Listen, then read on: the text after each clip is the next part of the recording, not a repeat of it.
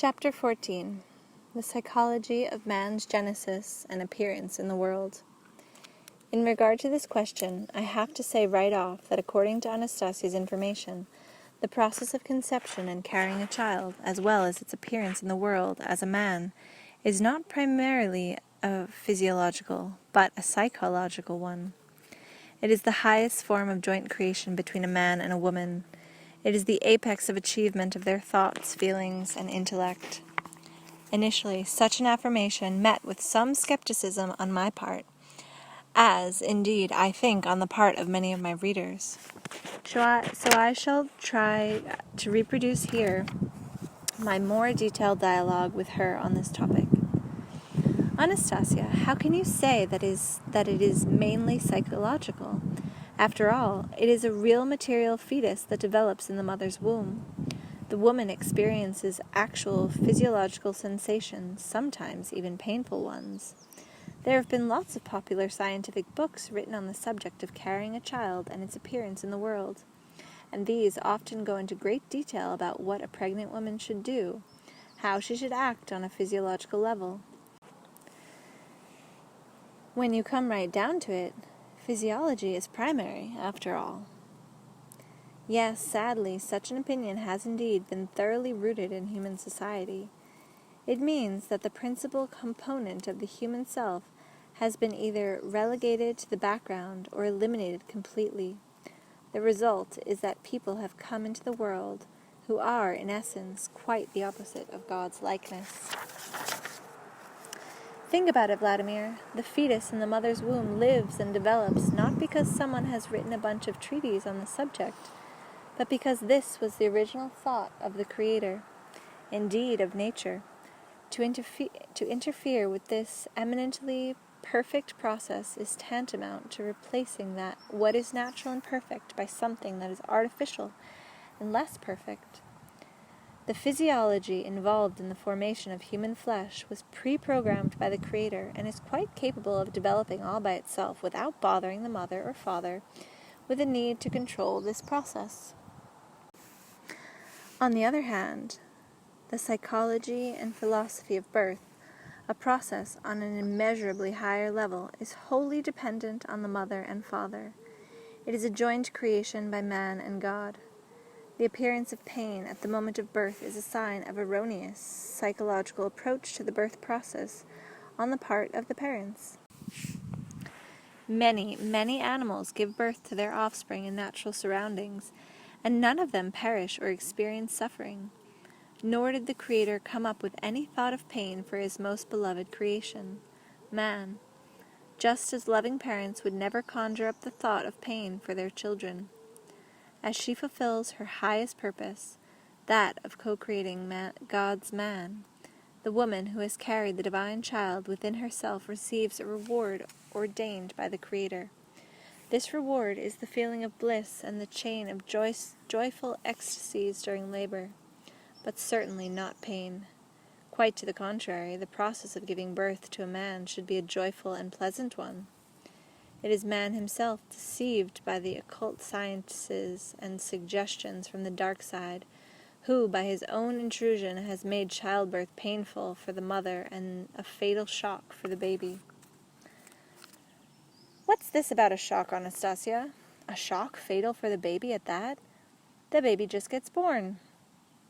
Yes, it gets born, but it does not understand why it is being so rudely torn out of its pleasant and perfect space, and why its mother suffers and experiences pain.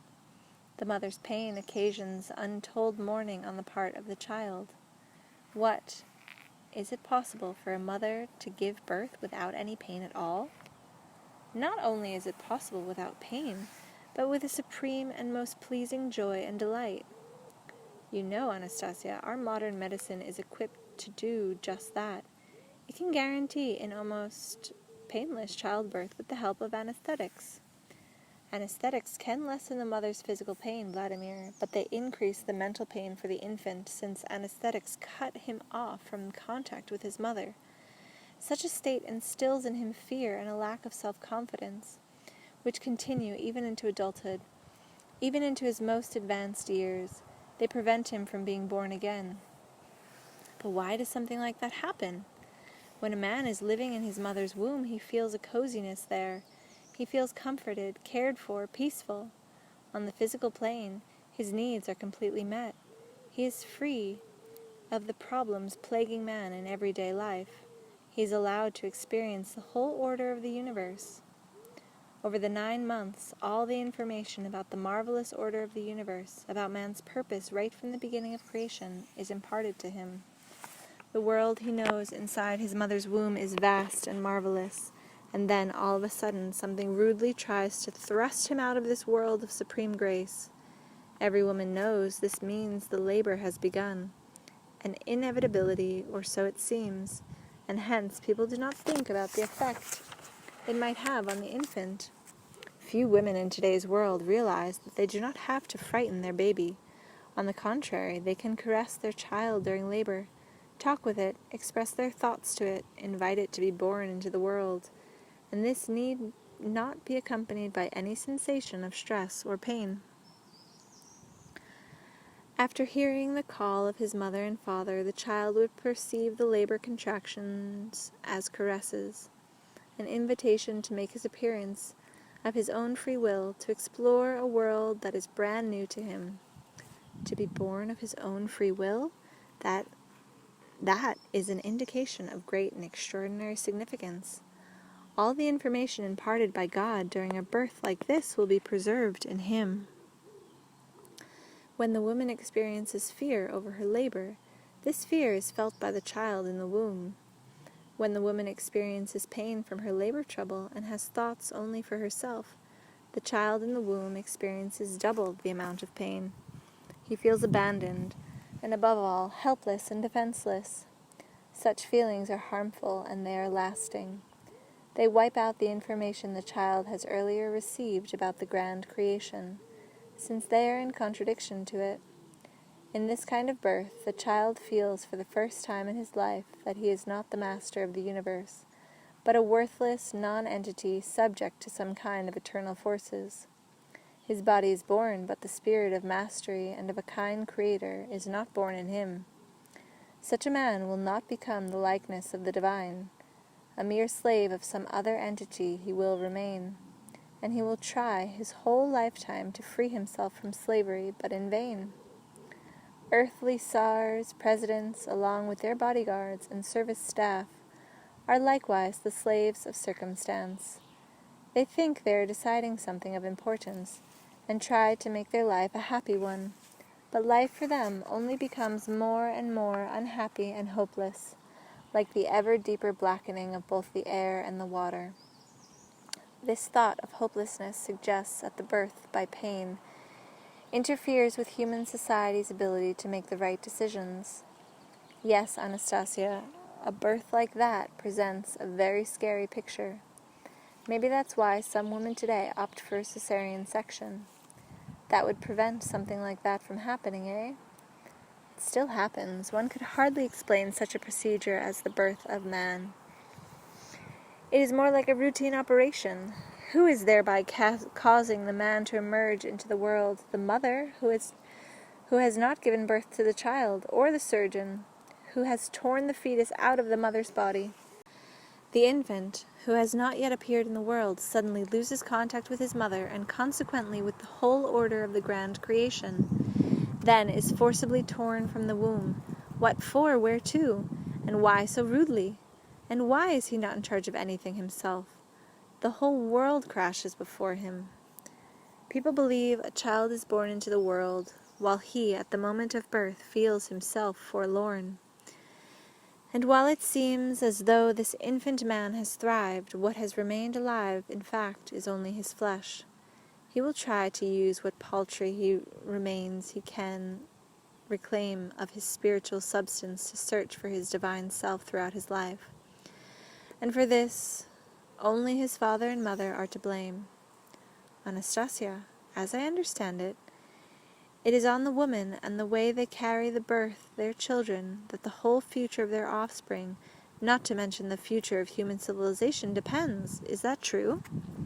Yes, it is true, Vladimir, but no less, in fact, in equal measure, does human birth depend on the men, On the fathers.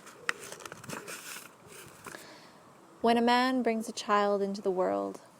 Hold on there, Anastasia. Explain what you mean when you say a man brings a child into a world. After all, men cannot actually give birth. They are physically incapable of giving birth. There is a trap hidden in there, you see, Vladimir, in accepting the suggestion that birth is mainly a physiological procedure.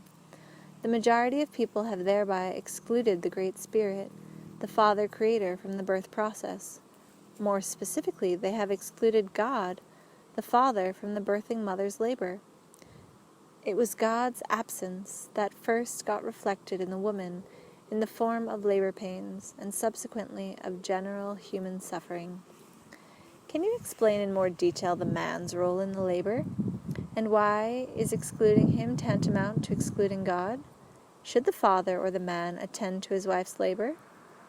It is quite unnecessary for the man to attend to the labor.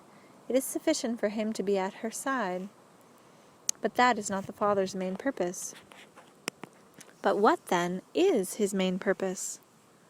To comprehend that, you must realize that the mother's womb nourishes the flesh of the fetus conceived in her from her beloved male partner. It feeds the flesh, and that is important indeed. But it is not the most important factor.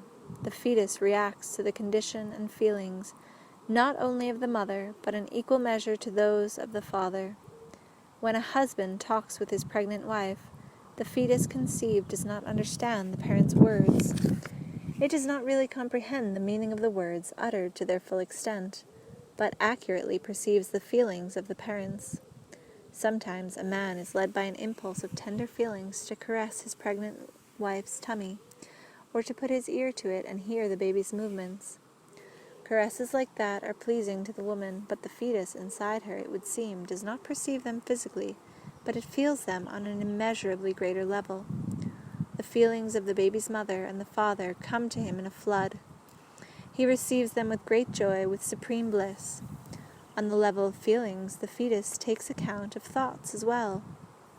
When parents wait for their children in love and harmony and keep thinking about them, about him, then, from the very moment of conception, he constantly dwells in the father's and mother's energy field, and this is very pleasing to him.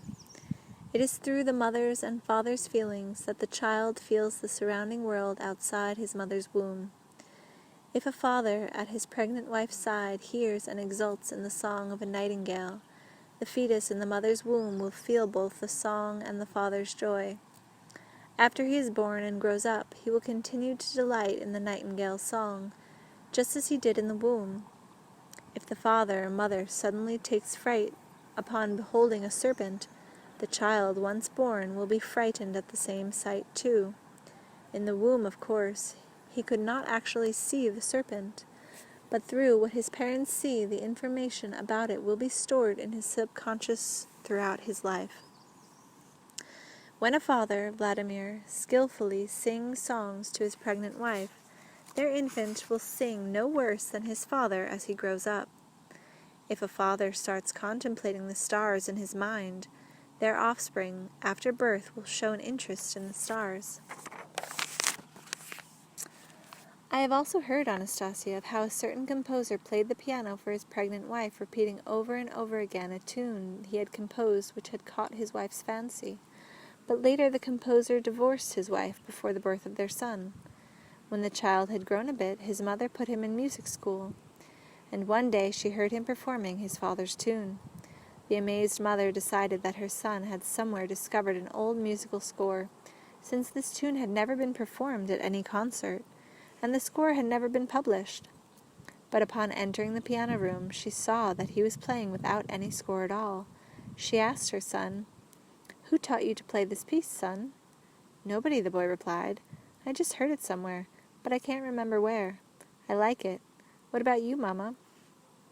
"I like it too, very much," replied the woman, and asked her son how he could have memorized it, since in school he had never started playing new works right off, even from a score.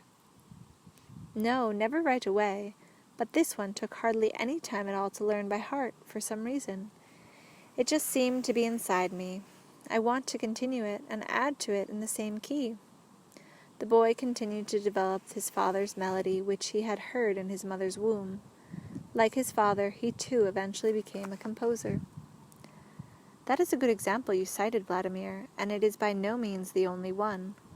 Many examples point to the fact that child raising effectively begins right from the mother's womb, and even a little bit earlier, before the conception even takes place.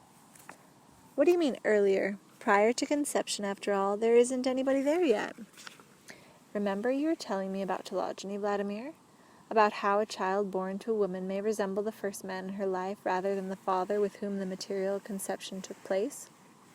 This very phenomenon attests to the fact that someone who is not yet conceived, but just waiting his turn in the conception queue, can read information about the father. Is there really such a thing as a conception queue? There is. Just as soon as intimacy occurs between a man and a woman, a spirit is born in space, ready for a material embodiment. What, even if they're just having sex for fun without any thought of childbearing? The spirit appears whenever the man experiences satisfaction. You mean orgasm? I do not like that word, Vladimir. It implies information which gives a false impression of the essence of the act. Okay, let's just call it satisfaction. But is there any way you can prove the existence of this spirit? You yourself can find the proof, Vladimir, if you wish. After all, one person may grasp the essence of this phenomenon from just a few words spoken, while another may require years, even after being presented with a multitude of examples, and even then may still be reluctant to understand. Well, can modern science offer at least indirect proofs of what you are saying? Of course. What kind of science? Biology, genetics? To tell the truth, I need to know, so that I can more easily search for proofs. You will easily be able to find them in physics, Vladimir. In physics? What's physics got to do with it? You were talking about the spiritual. Maybe I could try esoterics, but physics? In physics, there's a law of conservation of energy. And what's that law got to do with it? During intimacy with a woman, an unusually powerful energy builds up inside the man, and the moment comes when he releases it. According to the law of conservation of energy, it cannot simply disappear without a trace, but is capable of mutating from one state into another. In the situation we are talking about, it is precisely the man's colossal energy and the lightning speed at which it is released that forms a spirit. Yes, I can agree with that. But at the same time, it is sad. How many spirits have men formed that haven't ever obtained a material embodiment? They probably number many times more than the population of the earth. Yes, many times more. Do they suffer, or do they just stay as senseless energy? They have feelings. Their suffering is monumental. What about the spirits that are conceived? Do they begin right off to feel their parents? Yes, right away. And they feel their father and mother in equal measure. Over the 9 months in the mother's womb, the parents can teach the living child a great deal. Such lessons need no repetition. The child will instantly memorize, with lifelong retention, any information imparted by his parents. A father who possesses a thorough knowledge can carry or shape, as it were, his child's spiritual and intellectual self. It is the father in particular who is responsible for the higher level components of man, and in this his role is indeed godlike in nature. It is the father who gives birth to the man's spiritual component. Father should spend the whole gestation period compiling the program which shapes the spirit, character, and intellect of the future man. You are talking, Anastasia, in terms of a program, of a father who has a thorough knowledge of the procedure of raising a child still in the mother's womb? I'm not talking about the father raising his child, but about giving birth. The father does not do any raising per se, but simply gives birth to the second, non-material self of his future son or daughter. I would say that we don't have any concept of that at all in our society. Our loss, no doubt. It is considered that the principal role of the father in a child's birth is finished after the conception. Thereafter, in the best-case scenario, the father helps his pregnant wife with household tasks, make sure all her needs are met. Unfortunately, that is all too often true. But Anastasia, who then forms the man's main spiritual component if the father doesn't understand his role in this? Either circumstances or someone who knows about it and uses it to forward his own agenda. So it turns out that men who are ignorant of the possibility of full participation in the formation of their future child right from conception are not raising their children in the fullest sense of the word. Unfortunately, Vladimir, that indeed happens all too often.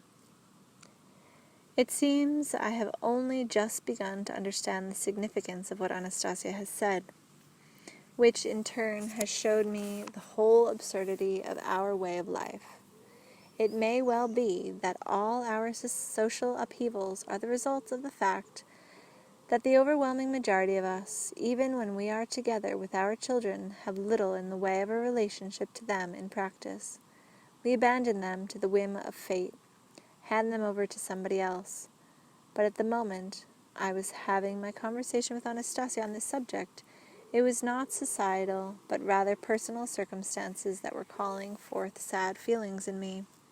Hopelessly sad, perhaps, feelings that will remain with me my whole life. I didn't even feel like continuing the conversation. "You have gone pale, Vladimir," Anastasia observed, noticing my condition. "Your eyes have dimmed. Why?" "I have no strength left to talk about it, Anastasia. I have a good idea of what has happened to you, but you will feel better if you can describe the cause of your unhappiness on your own." "What is there to describe? It's perfectly obvious. When I realized the importance of the information you gave about childbirth, it made me realize, too, that I had not participated sufficiently in the birth of my own daughter, Polina. But back then, neither my wife nor I had any idea of how we should relate to the question of childbirth. But you, Anastasia, had knowledge of this information. You bore a son and a daughter, and I, it turns out, am once more on the sidelines. You knew this, and still you didn't tell me in time what a father is supposed to do. Not only that, but I remember you telling me that I shouldn't see my son at all for some time, even after his appearance in the world. What did you do that for?" "Yes, I did say that to you, Vladimir. But think about it yourself. What would you have begun to teach your son if you had stayed the 9 months with me in the taiga? Do you want me to give you a hint as to the answer?" "Go ahead." "You remember, you asked me at that time to leave my family glade in the taiga, my space of love, which my parents had formed for me. You wanted me to give birth in a city, in a hospital. Then you said we had to send our son to kindergarten and the best schools, that you would make him into a businessman, and that he would carry on your business." "Yes, I did say that, but there was a lot I didn't know back then. Afterward, I finally accepted that you would never be able to, or never want to, live in the big city. But still, you did not invite me to stay with you in the taiga." "If I had suggested it, would you have stayed?" "I don't know, but quite possibly I would have." "And what would you have done?" "Like anyone else, I would have found some man's work to do around the home." "But you should know, Vladimir, that I do not need any physical assistance. Everything here is all ready for willing service, the air, the water, the beasts, and the grass. I asked about your activities in the hopes of finding out the most important thing, namely, where would your thoughts have been while awaiting the arrival of our son?" "So you have nothing to say? After all, your thoughts were just like your words back then. And you might have regretted that you did not succeed in persuading me to live in the city. You even had a plan in mind of taking me by force to give birth in a hospital. Yes, admit it?"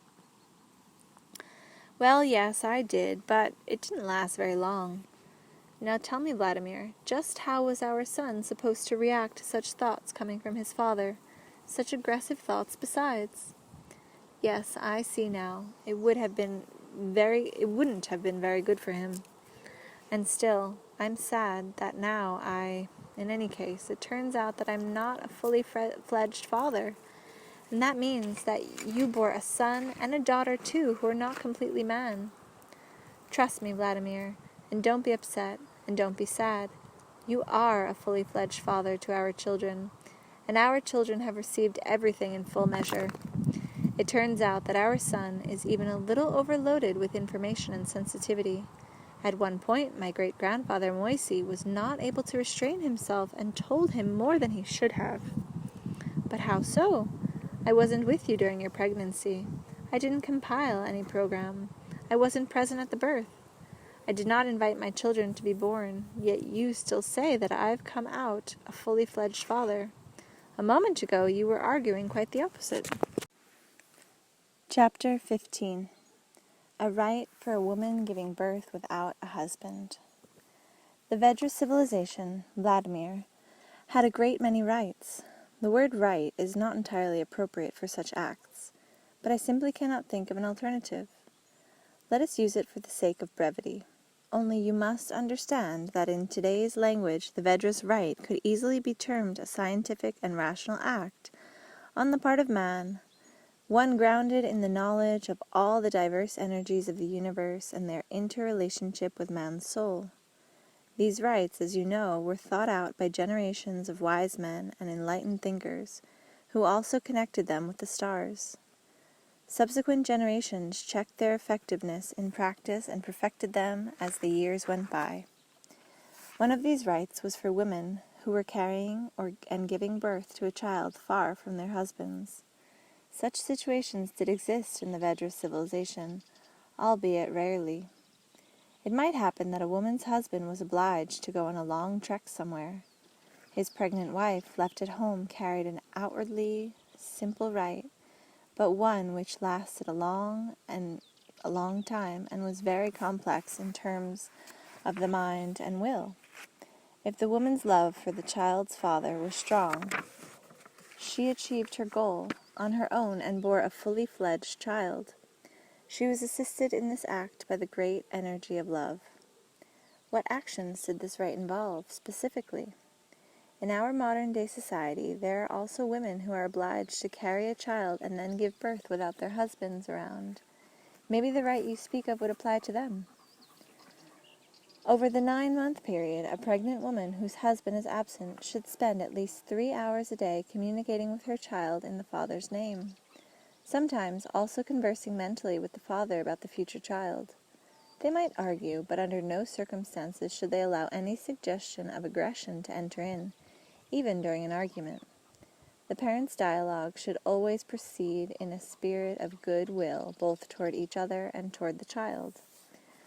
The dialogue should preferably take place at the same time each day. The woman's communication with the child in the father's name may be divided into 2 segments, evening and morning.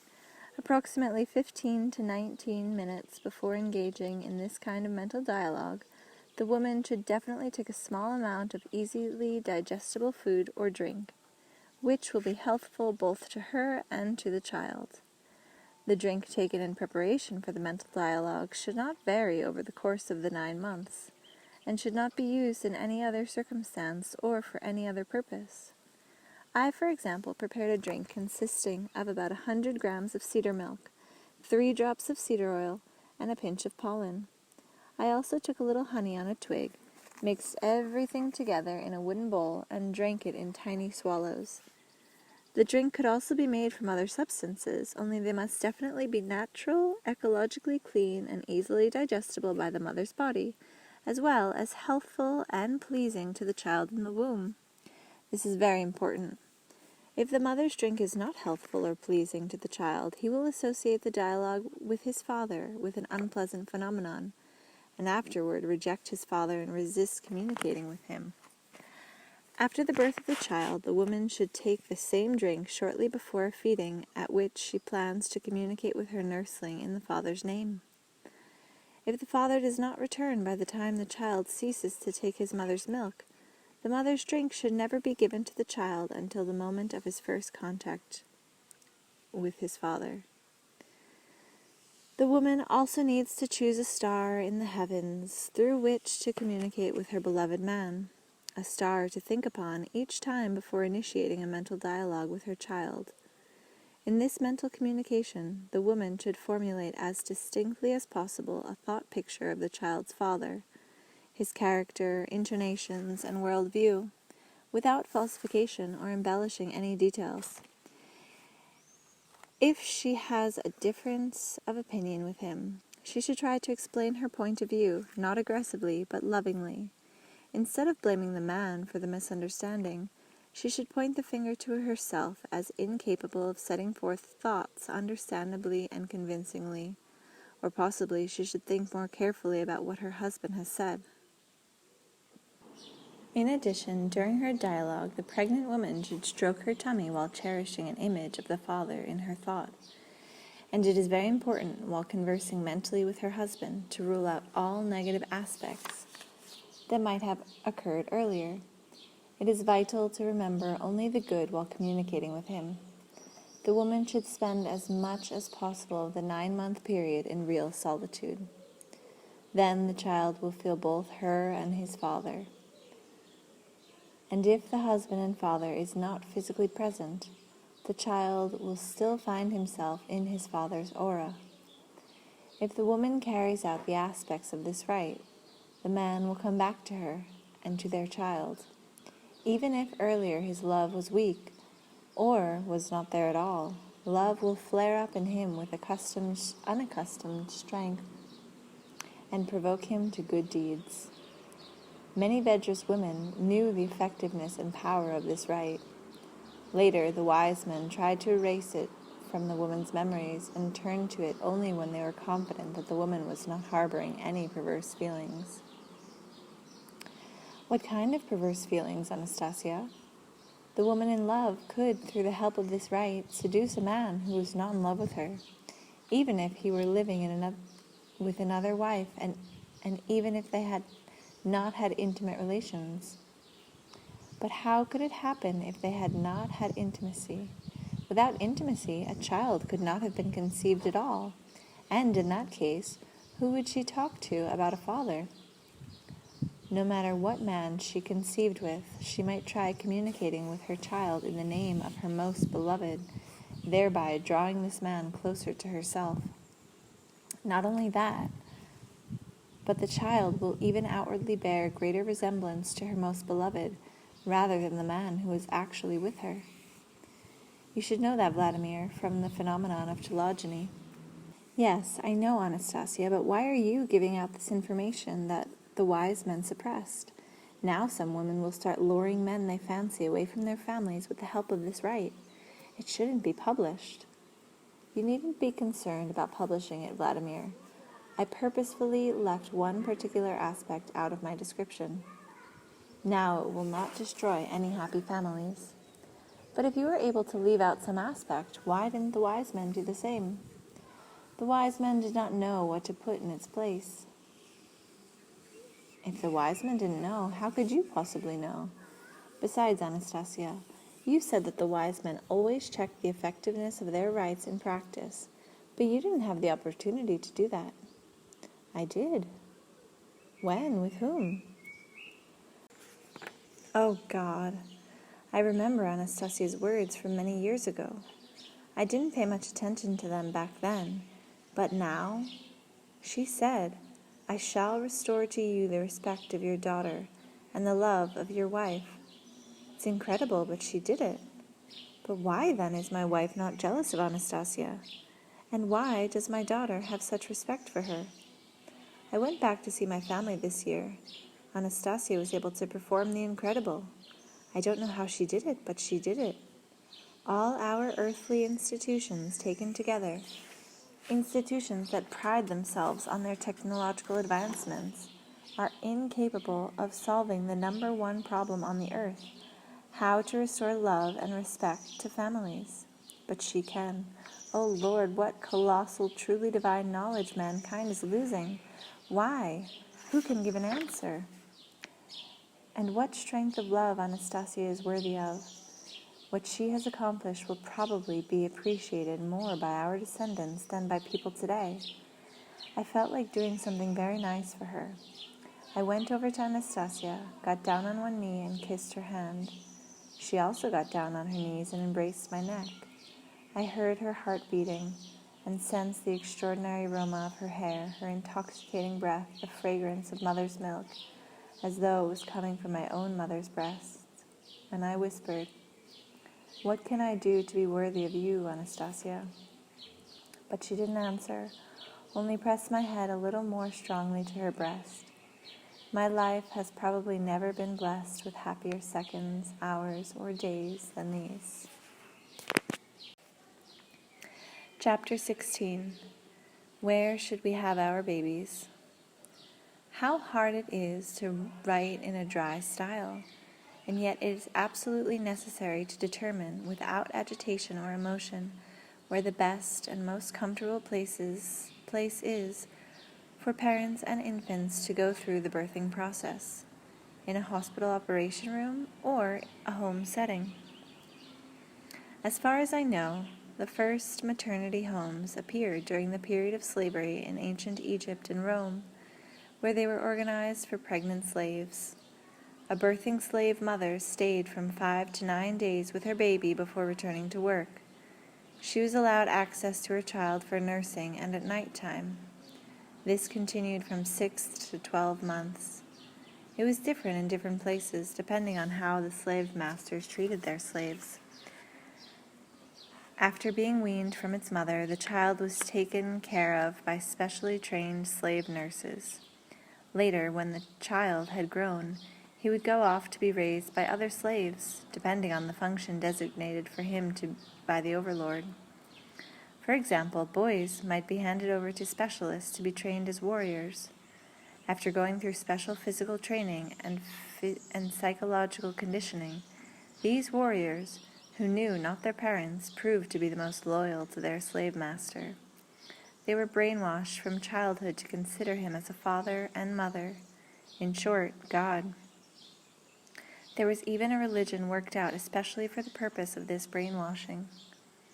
How close seems this situation from antiquity to our reality today? A maternity home, nursery, kindergarten, school, college, and presto, the slave is ready. But since the slave master is invisible, the slave thinks he is free, and consequently will not rebel. The elite of ancient Rome and Egypt, and even their middle classes, couldn't begin to imagine, even in their wildest nightmares, the birth of their own children outside the home. They would first call in midwives, later doctors, and soothsayers. In Russia, the first huts for birthing mothers were designated for prostitutes. Sometimes this category of women went off to give birth in a gypsy camp, where they would leave their unwanted children to be raised by the gypsies. The gypsies accepted them. A maternity home or a maternity ward in a hospital is utter nonsense. It is clear testimony to the loss of women's instinct to continue the family line, as well as to modern man's ignorance, not only of his pristine origins, but even of the fundamental culture of feelings. His loss of feelings of true love for his wife and child as being part of himself and his legacy. A child born in an institution cannot be exclusively yours. He belongs to someone else besides. The birthing process includes conception, carrying to term, and the appearance of the infant in the world, and the last stage is no less significant than the rest. If you hand him over to strangers who are completely indifferent to both you and your offspring, then you have less than a full relationship to the birth. Consequently, you will not have fatherly feelings for him in full measure, and he will feel this, and afterward requite it, with an absence of strong filial feelings toward you. More than that, the love will not be what it could. Such a child will not be able to love, not just his parents, but life itself, since life was never, right from the moment of his appearance in the world, presented to him as something attractive. Of course, this lacuna can be compensated for by means of certain behavior toward the newborn, but that is by no means easy. The birthing of children among different peoples of the world can be considered more and more perfect the farther we go back in history, and primitive in the absurd today. In our modern world, it has become tantamount to removing the appendix from the body of a sick person. And so I should now like to switch to a brighter note. In spite of everything, mankind is beginning to ponder the meaning of what has been happening. In Russia, America, and France, so-called schools of spiritual midwifery have sprung up. There is also an organization known as the Association for Prenatal Education, active in a number of countries. Courses on home births are being offered in Moscow and St. Petersburg. People are trying to bring back the knowledge and traditions they have lost, the love they have lost. Let us see how the birthing process took place in Vedra's families. According to Anastasia's account, it went as follows. Chapter 17. The Vedra's Birth. The birthing mother's mama and grandma would tell her what symptoms to expect on the eve of her labor. Lubomila's grandmother, in this instance, told her in detail how she gave birth to her own children. Vedra's women, as a rule, gave birth in their own homes, in a wooden tub, something like our bathtub, only shorter in length and not as deep. It was a container designed especially for childbirth. Afterward, it served as a cradle for the newborn. To start, it was filled with pure spring water, heated to body temperature. There were little edges on the outside of the tub which served as footrests.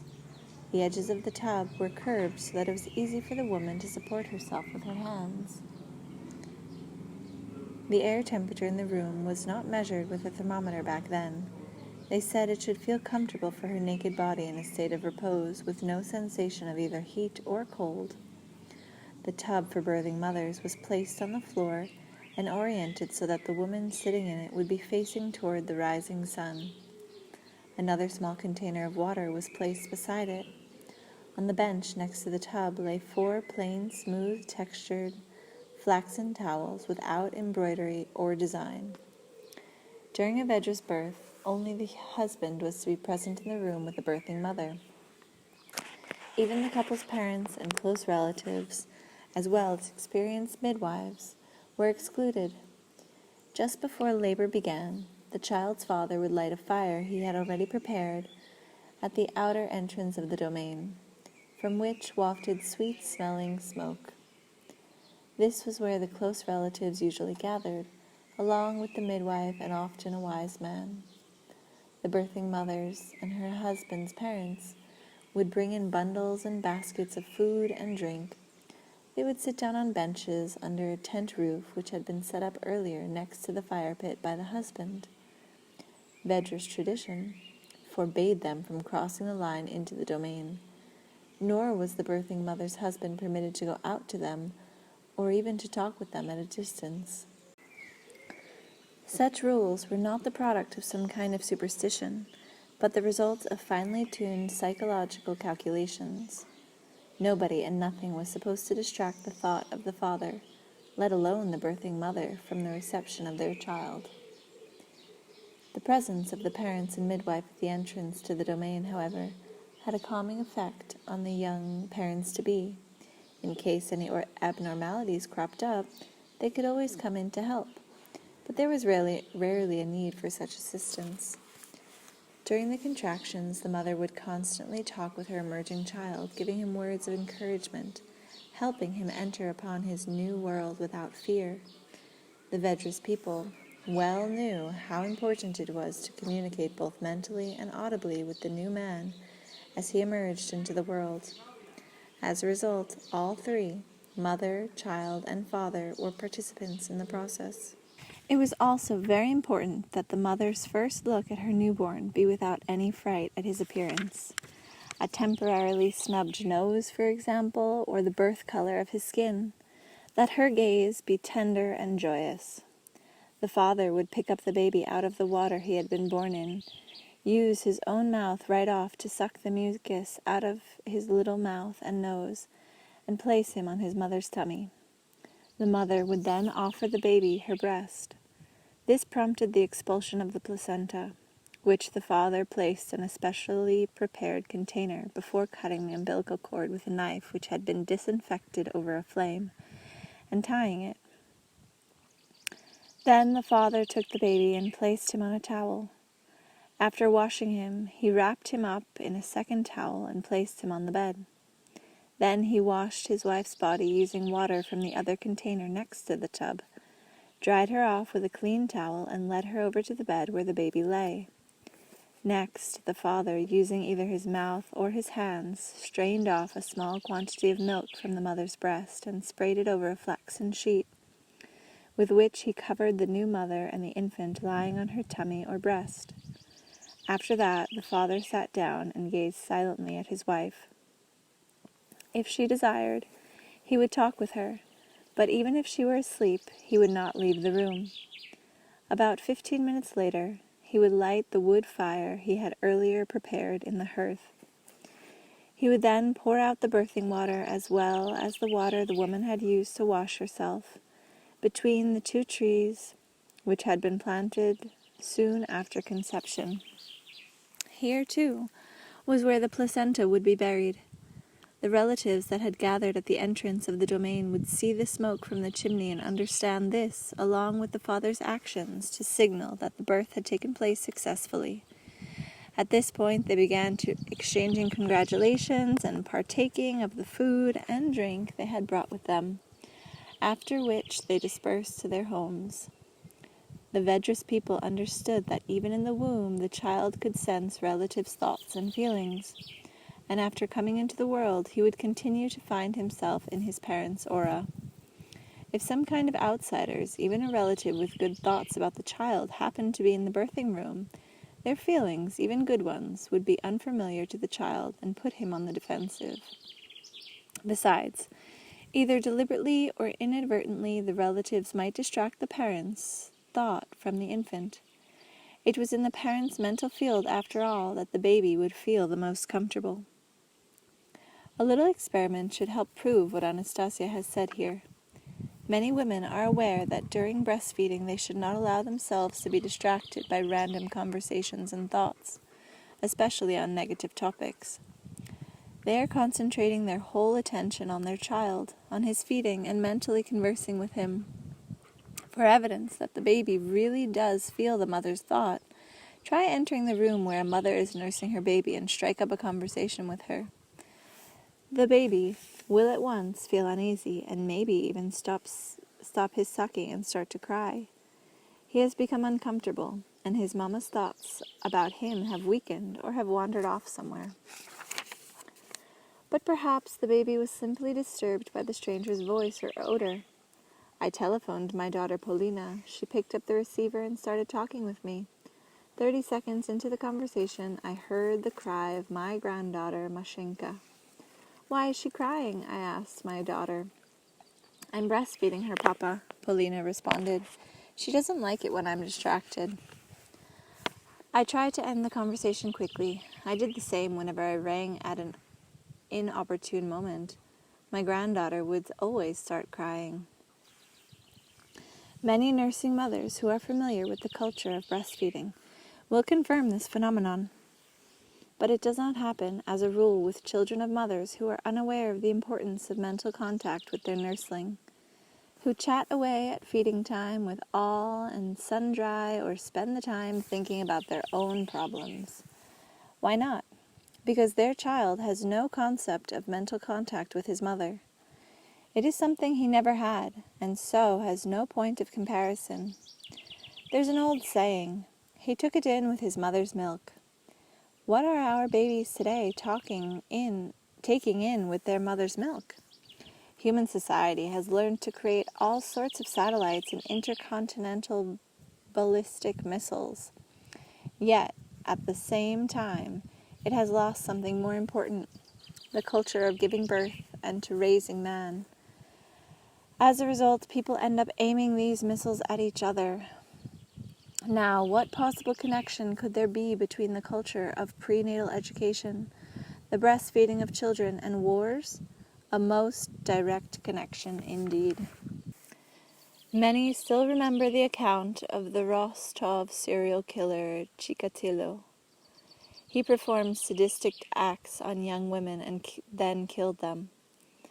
Such maniacs have appeared in many other cities, terrorizing the populace. Each time, hundreds of policemen are dispatched to hunt down and capture the killer. But an interesting pattern emerges from this. It has been established that in the case of 3 Rostov maniacs, at least their mothers, had all made unsuccessful attempts to abort their fetuses in the womb. As a result, when the fetus was born and grew into manhood, it then began taking revenge against women. Now tell me, which is more important for high school graduates, to get high marks in physics, chemistry, and foreign language, or to acquire a high knowledge of the culture of the conception, carrying, and raising of children? I would say the latter is by far the most important, and yet the disciplines which present such knowledge are not even taught in the school curriculum. Hence, there are graduates of schools, colleges, and universities who give birth to children on whether to give birth at all, or perhaps an abortion would be better. They may end up giving birth, only to what kind of babies are they giving birth to? The kind that not only should be exposed to the achievements of physicists and chemists, but should be kept as far away as possible from knives and sticks. The birth of advanced spiritual thinkers is especially important in this age of scientific and technological progress. It is a tragedy when a maniac like Chikatilo kills and tortures women. It is a blessing that nobody like him is sitting at the controls of nuclear missiles. A blessing, okay, but the caveat must be added for now. The worst will happen if society does not change its attitude toward the culture of giving birth to man. Anastasia continued, with their knowledge of this culture, Vladimir and Lyubomila effected the transition of their firstborn son from his mother's womb to his new world quite smoothly and painlessly, possibly even joyfully both for themselves and for the infant. Lyubomila had an easy, fear-free birth and a cheerful one too. When the baby came, she let out not a cry of pain, but a cry of joy, of welcome. She herself drew him out of the water and embraced him. When Vladimir washed Lyubomila with pure water and then dried her off, he felt like kissing every corner of her body. He even wanted to get down on his knees before her, and he knelt beside the bed as his smiling Lyubomila lay under the sheet with her newborn son. As he stood there on his knees, he said softly and penetratingly, "Thank you, Lyubomila. You have co-created a child. You are a goddess. You can make dreams come true."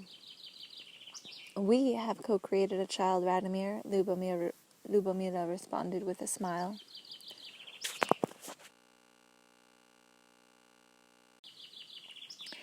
Chapter 18. Not Vladimir's Last Battle. Many happy years went by, but now their children, grandchildren, and great-grandchildren were living in domains of their own. But Vladimir and Lyubomila's love was as strong as ever, even though their hair had gone gray, and they grew happier with each passing year. Vladimir stood alone at the entrance to his domain. He looked at the road which led down toward a little hillock and disappeared behind it. It was along this road that his son and grandsons had headed off to battle 2 days ago. Even his teenage grandsons had gone. The enemy that lay ahead of them was most unusual. A prince had brought some sort of people from a foreign country who were all dressed in black and for some reason called themselves monks. In each settlement they visited, they declared that the entire populace had not been living a proper way of life, that their ancient beliefs and rites needed to be eradicated, and that they should bow down to a different god. The prince himself bowed down to it, and as did his entourage of armed garrison. No sooner had the prince adopted a different faith than the men in black proclaimed his authority as coming from God. Along with the men in black came soldiers dressed like those in the prince's garrison. They attacked each settlement in turn, demanding that everybody think differently about what they called God. When they found people unwilling to bow down to the foreign god, they killed them with the sword and burnt their houses and orchards. The tribal elders held a council to decide what to do. They called the monks and the prince before the council, but these only spoke to them of the higher good their new God would bring, thereby misleading them with a doctrine nobody could make head nor tail of. The elders were encountering a phenomenon they had never seen before. Whenever an out-and-out enemy had attacked the settlement before, men from all the families quickly formed a militia and collaborated in driving the foe from the land. But here were monks carrying on about love and meekness, about blessings, and the marvelous life in paradise awaiting anyone who submitted themselves to new faith.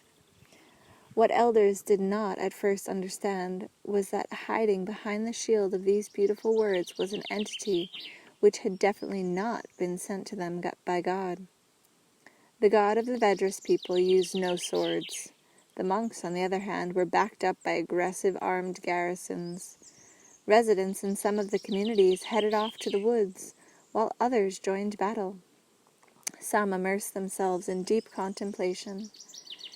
That day at dawn, Vladimir witnessed the departure of his grandsons from his own domain and his sons from neighboring domains. They met at Vladimir's domain early in the morning as though they had planned it amongst themselves the night before. Of course they planned this, Vladimir decided. After all, just the night before, his and Lubomila's eldest son had said, "Tomorrow we're heading out for some war games.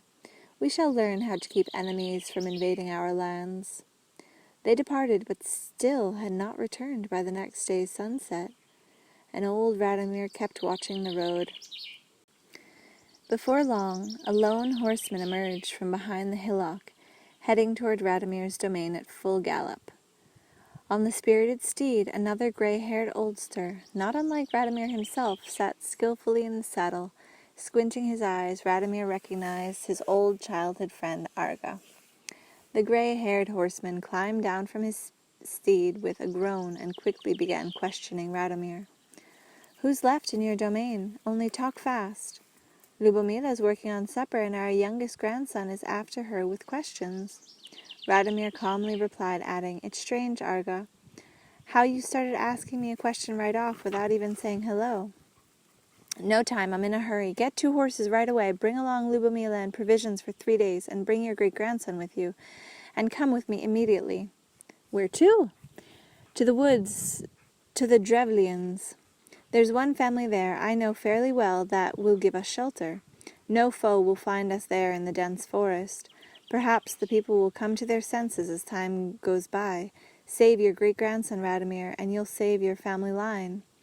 "And here I thought you'd galloped over to help me, Arga. I see 2 Vedras swords tied to your saddle. What do you need them for, if you're planning to hide out from the enemies tonight in some place in the woods?" "The swords are just in case. I'm not about to fight anyone.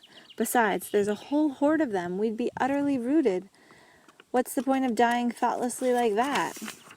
"Yes, I know, Arga. You never fought with anyone. You never even tried to join in any of the manly games at Maslenitsa time." "That's beside the point. You and I both know, Vladimir, that man's life may be eternal, that his soul may be reincarnated in turn in an earthly form. But for that to happen, man must not reflect on death as death approaches, but instead direct his thought toward a marvelous future. Where his thought is to be found, there will man be regenerated anew. I know all that, Arga. You and I were both taught together by the wise men.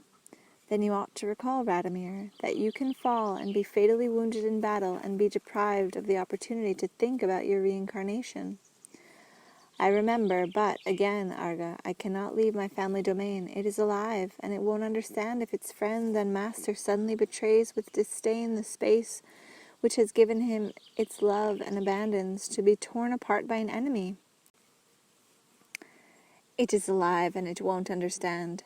You've always been overly sentimental, Vladimir, and you still are today. Well then, stay if you like. Go ahead and stay." Arga paced quickly back and forth, gave his horse's mane a bit of a tousle, and again came over to Vladimir. The 2 gray-headed oldsters stood facing each other without a word. Nobody can ever say what made their hearts beat back then. Perhaps each was immersed in a whole range of thoughts of his own. Once more it was Arga who was the first to break the silence, as he began entreating with noticeable agitation. "Stay, if that's what you've decided, Vladimir, but, do give me Lubomila and your great-grandson, and one of your steeds.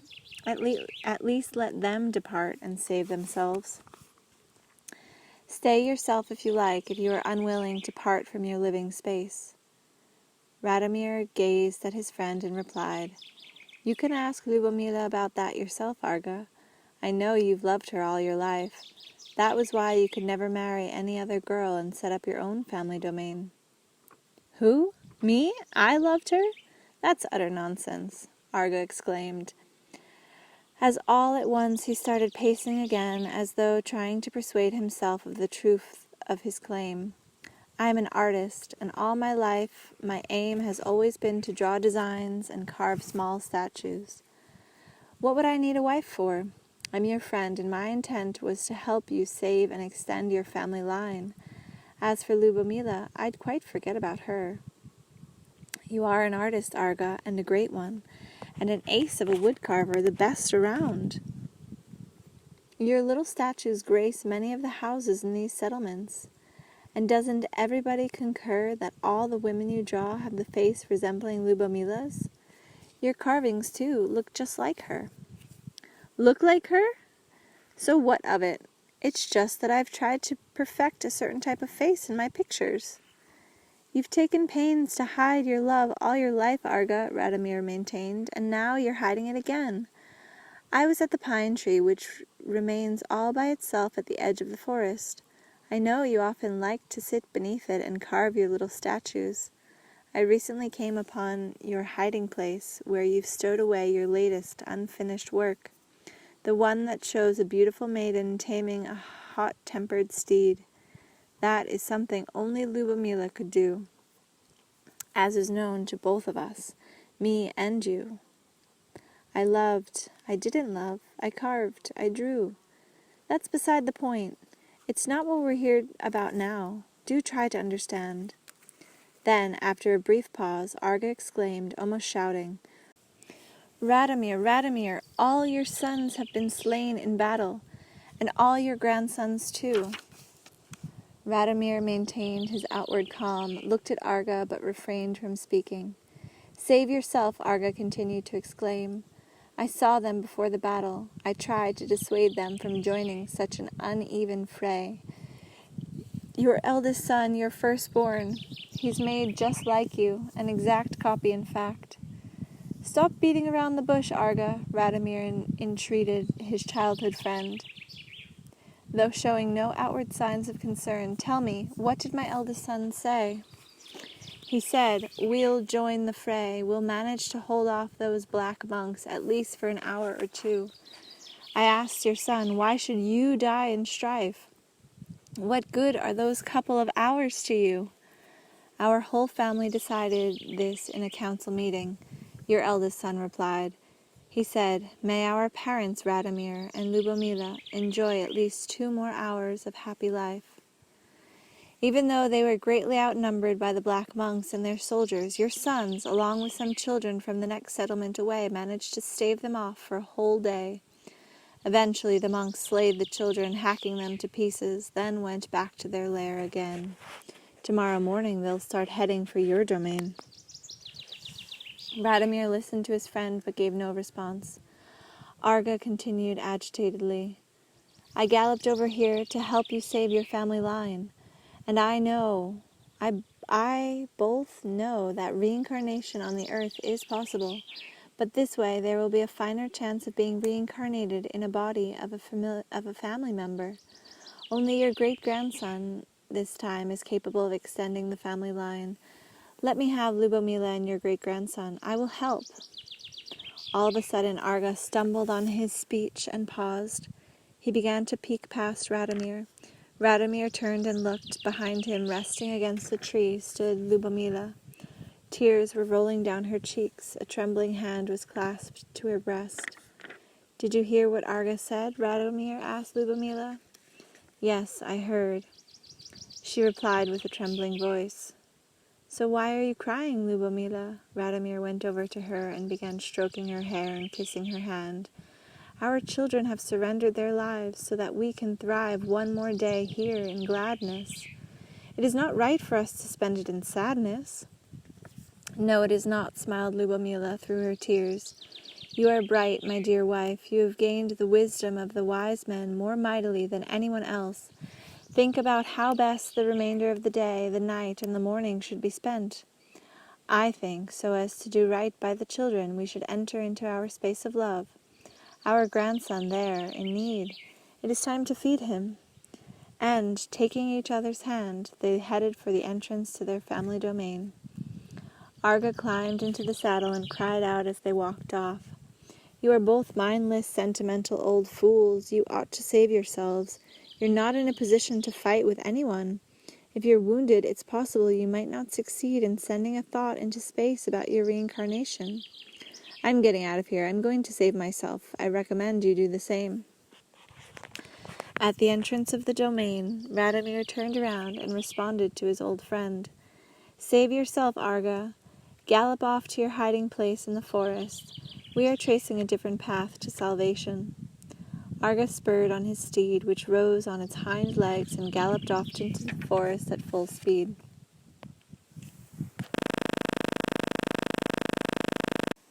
Chapter 19. From the Stars Will They Return to Earth.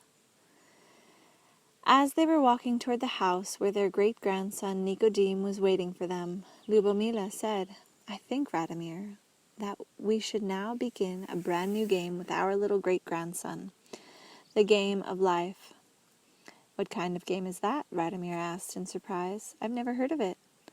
"I've never played it either, but I learnt about it back in my childhood when I happened to overhear two wise men talking with each other. The gist of the game is this. One person plays out all the different stages of life with the child, while the other recalls in detail, as fast as he can, everything he has known in his lifetime and imparts this knowledge mentally to the child. And if the thought of the narrator is clear, the child memorizes the story through his subconscious.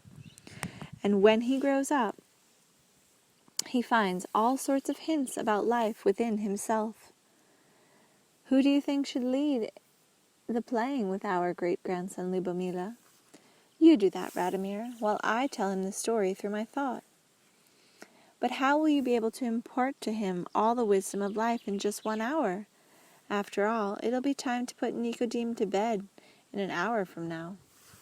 "I shall manage. You just start the game and mark off the different stages of life with a clap of your hands." 4-year-old Nicodim ran to meet them, his arms open wide. Vladimir caught him and gave him a toss in the air. Then he set him back down on the ground and began to say, "I recently heard tell of an interesting game. Would you like to play it?" "I would," answered Nicodim. How is it played?"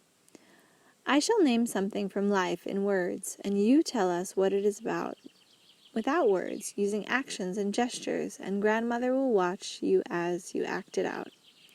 "Terrific!" Nicodim exclaimed, as he started jumping for joy on the spot. "Let's start playing it right away." "Okay, let's begin," said Vladimir, clapping his hands. And he went on. "Once upon a time, there was born into a little world a boy named Nicodim. He was just a wee little baby back then. The boy at once lay down on the ground, flung out his hands, and bent his little legs at the knees. 'Wah, wah,' he bawled, imitating a baby." Vladimir clapped his hands and continued. "In time, the baby began to get up on his little feet and walk. Whereupon Nicodim at once got up on his feet and took a step as though it were his first, staggered a bit, and then dropped down to all fours. He crawled along for a meter or so, and then got up again, but this time he was already walking steadily." Another clap, and Vladimir went on. The little one's interest connected with everything. He inspected the bugs and the grass and tried to detect how apples grew on trees. He reflected on why the sun came up and why he felt so warmly affected by everything both in summertime and when winter came.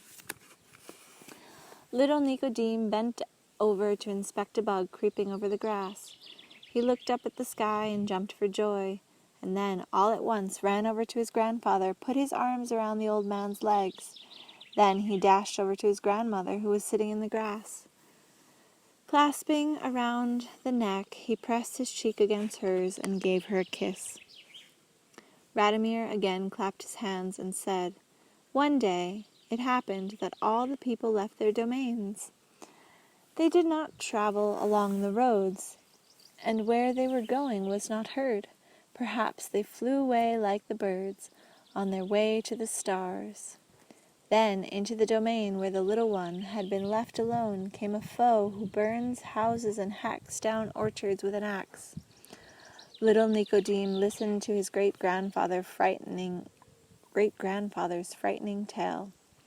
This time he stood motionless, without attempting actions or gestures, and finally said, "I don't like this game. That should never happen in life." "Yes, in life it shouldn't, you are right," Vladimir replied to his great-grandson. "But this is a game, after all." "Well, I shan't play it." The boy stamped his little feet and cried out, "I shan't." "I'll take over," declared Lyubomila, getting up from the ground. When the little one caught sight of the foe, he called over the bear that he had played with, when still just a wee mite. He took hold of the nape of the bear's neck, just as he had always done. He grasped hold of the bear's fur with all his might, and the bear lumbered off with him into the woods. With these words, Lyubomila called out in the direction of a little grove of trees where their household animals lived. "Hey there, brown bear! Come over to me! Come on as quick as can be!" Out from the grove emerged the bear and bounded over to Lyubomila. When he came up beside her, she began stroking its muzzle. Then she whispered something in its ear. She tousled the fur on its shoulder, then, grasping hold of it with her hands, sprang onto its back. "Hey, giddy up!" she called to the bear. The bear ran around in a wheel formation with all its might until halted by Lyubomila. "But why would our great-grandson go off into the forest on a bear and not on a horse?" asked Vladimir, and Lyubomila replied, "Of course, a steed could go faster than a bear over the fields, but a horse would be helpless indeed in the woods, while the bear will find food and shelter there. Besides, in the woods the bear will offer the best protection. So there's your answer. Let's go on with the game." So the bear ran off into the forest and hid the child there from the foe. He took care of him until the boy grew up to be a man. When he had grown, one day the lad caught sight of a girl in the forest who had come to pick berries in a glade. They liked each other right off, and later got married. They found a spot on the ground which would have been hidden from malevolent eyes. They built a domain and began to bear children. And all their relatives who had flown off to the stars long ago came back to the earth. As he drifted off to sleep, little Nicodeme thought about the game, but he did not find it entertaining.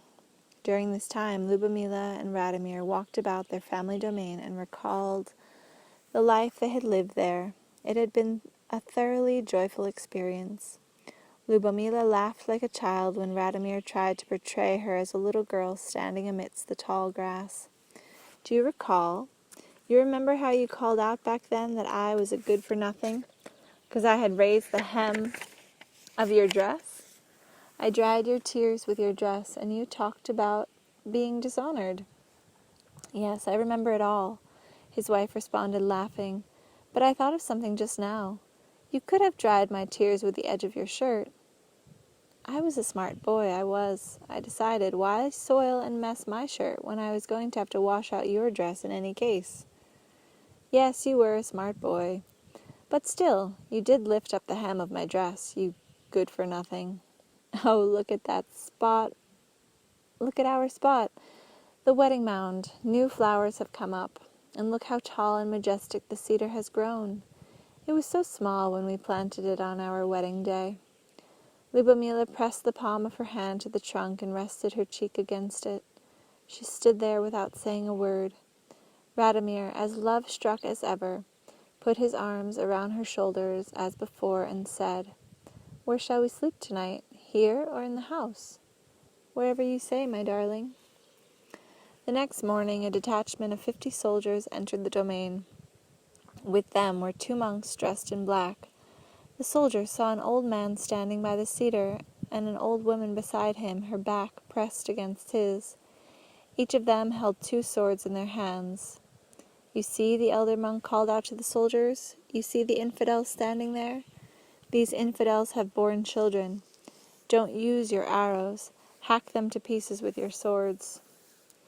The 2 warriors approached the elderly couple from different sides, their swords raised. They tried to land a blow, but Vladimir managed to turn back the foe and disarm one of the warriors with his sword, and Lyubomila warded off the attack against her. Then the old people repelled a second attack, then a third. After that, the soldiers began fighting with each of them by twos, but Vladimir had 2 swords in his hands, which flashed like lightning.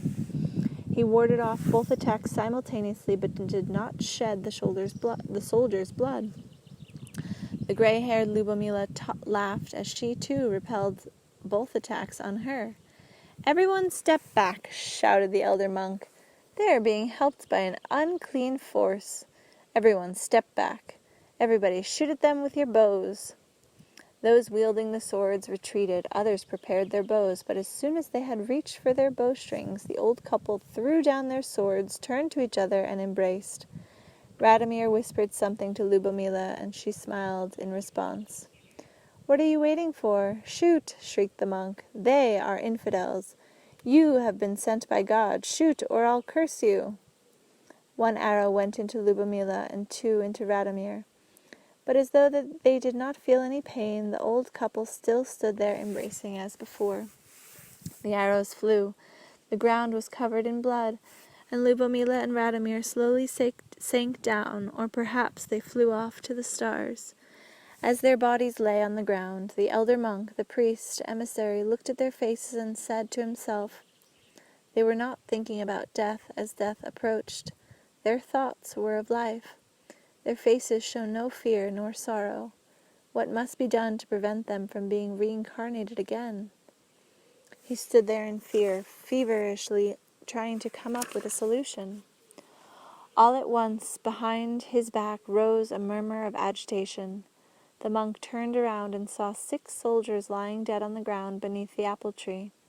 Each of their hands was clutching an apple core. The monk knew right away what had happened. The high priest's emissary knew that the Vedra's orchards produced marvelous fruit, but it could only be eaten when the garden's owner gave it of his own free will. The Vedra's people treated their trees and flowers as living beings, which repaid them with their love. When the trees and flowers saw how strangers acted toward the people who had bestowed their love upon them, the apple tree called up the other juices from the depths of its roots and infested its fruits with an extremely strong poison. "Don't touch it, don't eat anything here," cried the monk. "I told you this is a devil's tribe, and the place here is unclean. I command you in the name of the Almighty to cut down everything, but everything here." "Look," yelled one of the soldiers, "look over there," waving his hand in the direction of the entrance to the domain. Everybody turned to see a bear heading out of the domain by leaps and bounds. On top of it, clinging to its fur, rode a little boy. The bear rushed out of the domain and made headlong dash for the woods. "After them! Go get them!" shrieked the monk. "Don't come back until you have hacked the little vermin to pieces." He knew that if one of the Vedra's people escaped, their whole line could be regenerated on the earth. But he did not tell this to his soldiers. To them he kept referring to the will of God. "Go get him. God commands you to rout out everything unclean from the earth. You see how unclean it is here?" The detachment's commander ordered a dozen soldiers to follow the bear, catch up to it, and kill the boy. The soldiers jumped on their steeds and headed out after the bear at a gallop. In the meantime, the bear was bounding quickly toward the forest, but it could not keep up such a feverish pace for long, and the pursuers, galloping as they were at full speed, were gradually catching up. The distance between the bear and the horsemen slowly but surely narrowed. They were only about 100 meters from the forest when one of the pursuers caught up. Racing alongside, he raised his sword to kill the child, but the bear suddenly rose on its hind paws and took the blow on itself. The horse with the rider struck out to one side and reared. In the meantime, the wounded bear continued streaking toward the forest. Now it had a mere 50 meters to go, but by this time the detachment of horsemen had almost caught up, swords in their hands at the ready. But then, all at once, the soldiers noticed another horseman. This one, all on his own, heading out from the woods directly toward them. An old man was sitting with ease on the saddle, his gray hair and beard waving in the breeze. Each one of his hands brandished a sword, while he controlled his steed with his legs alone. "Giddy up, giddy up!" the old man called, and spurred on his horse, which was already moving at an incredible gallop. "He's ready to fight us. Make ready for battle with this crazy old man." The detachment commander shouted to the rest. "But he's all alone. There are 10 of us," a warrior protested. "He's just an old man. What's there to be afraid of? We need to get on with the chase." "Yes, he's alone, but he's a Vedras. Make ready for battle. Whoever's not a timid goose." The elderly attacker on his steed galloped around the detachment of horsemen. With his sword he managed to disarm the 2 outer warriors and cut the saddle girth from 2 of the horses, at which point his own extraordinary steed was wounded by an arrow. But the old fellow did not direct his wounded steed toward the forest, but galloped along the edge of the woods, causing the whole detachment to pursue this course as well. When they got to the lone pine tree at the edge of the forest, his horse stumbled and the rider fell. The old man jumped up from the ground and started running toward the pine. He was looking for something in the grass at the time the detachment caught up with him. The pine tree took 7 arrows in its chest, but the 8th pierced Arga's breast. The thrown Vedras rider lay on the ground, but it did not groan. A stream of blood flowed from his chest. The pine tree, being wooden, could not lament the wound, but Arga's thought rose to the heavens in a state of doom. "I don't ask for myself any reincarnation, but I give them my thought for their future creation. To add to their joy and their great inspiration, get together, reincarnate, and live without end. Radomir, Lubomila, I am no foe, but your friend." The Vedras lay there on the ground, but did not utter a sound. Even in his weakened state, he was still able to press a little statue of his beloved to his breast. Good shall prevail," he whispered to his beloved, almost in a wail. And the wooden pine tree wept. A rather strange-looking pitch began showing itself flowing down its trunk. All at once the Vedras opened his eyes, and his vision was clear, and barely able to enunciate the words, he blurted out, "Don't be sad, little pine tree. It's all nonsense here. My thought will break through these bad times of barbarity. Once more there will flourish bright ages of clarity. To all earthly goddesses the morn will give hail, and my thought will imply to them, God shall prevail." The soldiers on their steeds did not succeed in catching up to the boy on the bear. They tried to penetrate the forest, but the forest did not turn out to be a friendly place for them. Their steeds began snorting in fear, and no clear path under their feet remained. The soldiers returned and explained to the monk that the boy had been slain. A few years went by, and people began to say that while they were mushroom picking in the woods, they caught sight of a boy about 10 or older. He would peer at them from the bushes, but seemed afraid to come near. And there was always a lame bear with him. Some time later, 2 young boys got lost in the forest and became frightened. A youth came toward them and gestured them to follow him. He led them to the edge of the woods, right to the road which led to their settlement, while he himself retreated once more into the forest, into his forest hiding place. After this incident, people stopped being afraid of the forest youth, and when, a year later, he headed out to the woods one day toward a group of young lasses gathering berries in the glade, the girls were not afraid of him and did not run away.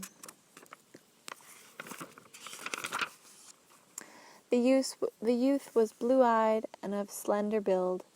He was dressed in clothing woven from grasses. He stood at the edge of the glade. one lass in particular caught his eye, whose name was Praskovia. In truth, he could not take his eyes off her, and everyone suddenly stopped picking berries and stared at the youth. Then, very slowly, as not to frighten them, he took several steps toward the group of girls and stopped. Seeing that the maidens were not running away and were not afraid of him, he approached young Praskovia, stood facing her, smoothed out his hair, and blurted out, though not without some stumbling, "Together with you, my fair maiden, I could create a space of love to last forever." Praskovia had absolutely no idea as to what these words meant, but for some reason her cheeks flushed with a rosy glow, and she began to talk with the young lad. "Where do you live?" she asked. "Everybody says you live in the forest all on your own." "For the time being, I live on the earth alone," replied the youth.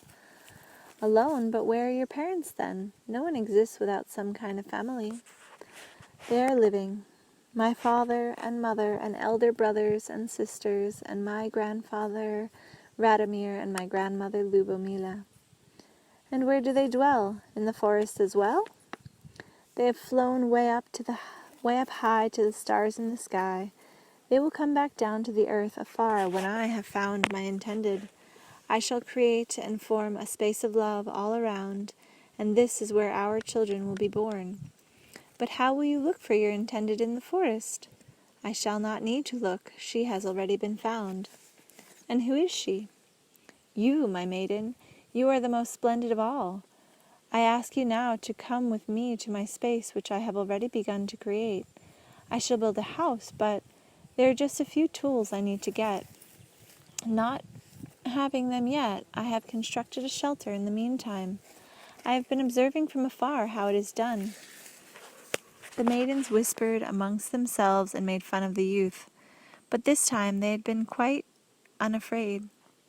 Praskovia did not answer his proposal right away, but withdrew to her group of maidens.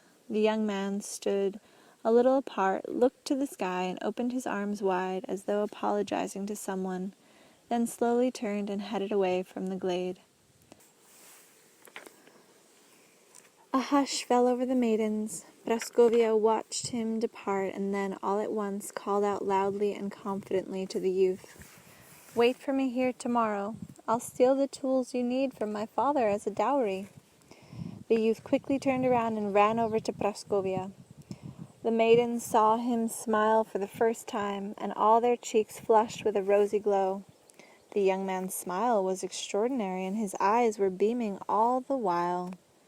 "How handsome he is! Too bad he didn't pick me," whispered one of the girls. "I'm ready to go with him too," another announced all of a sudden.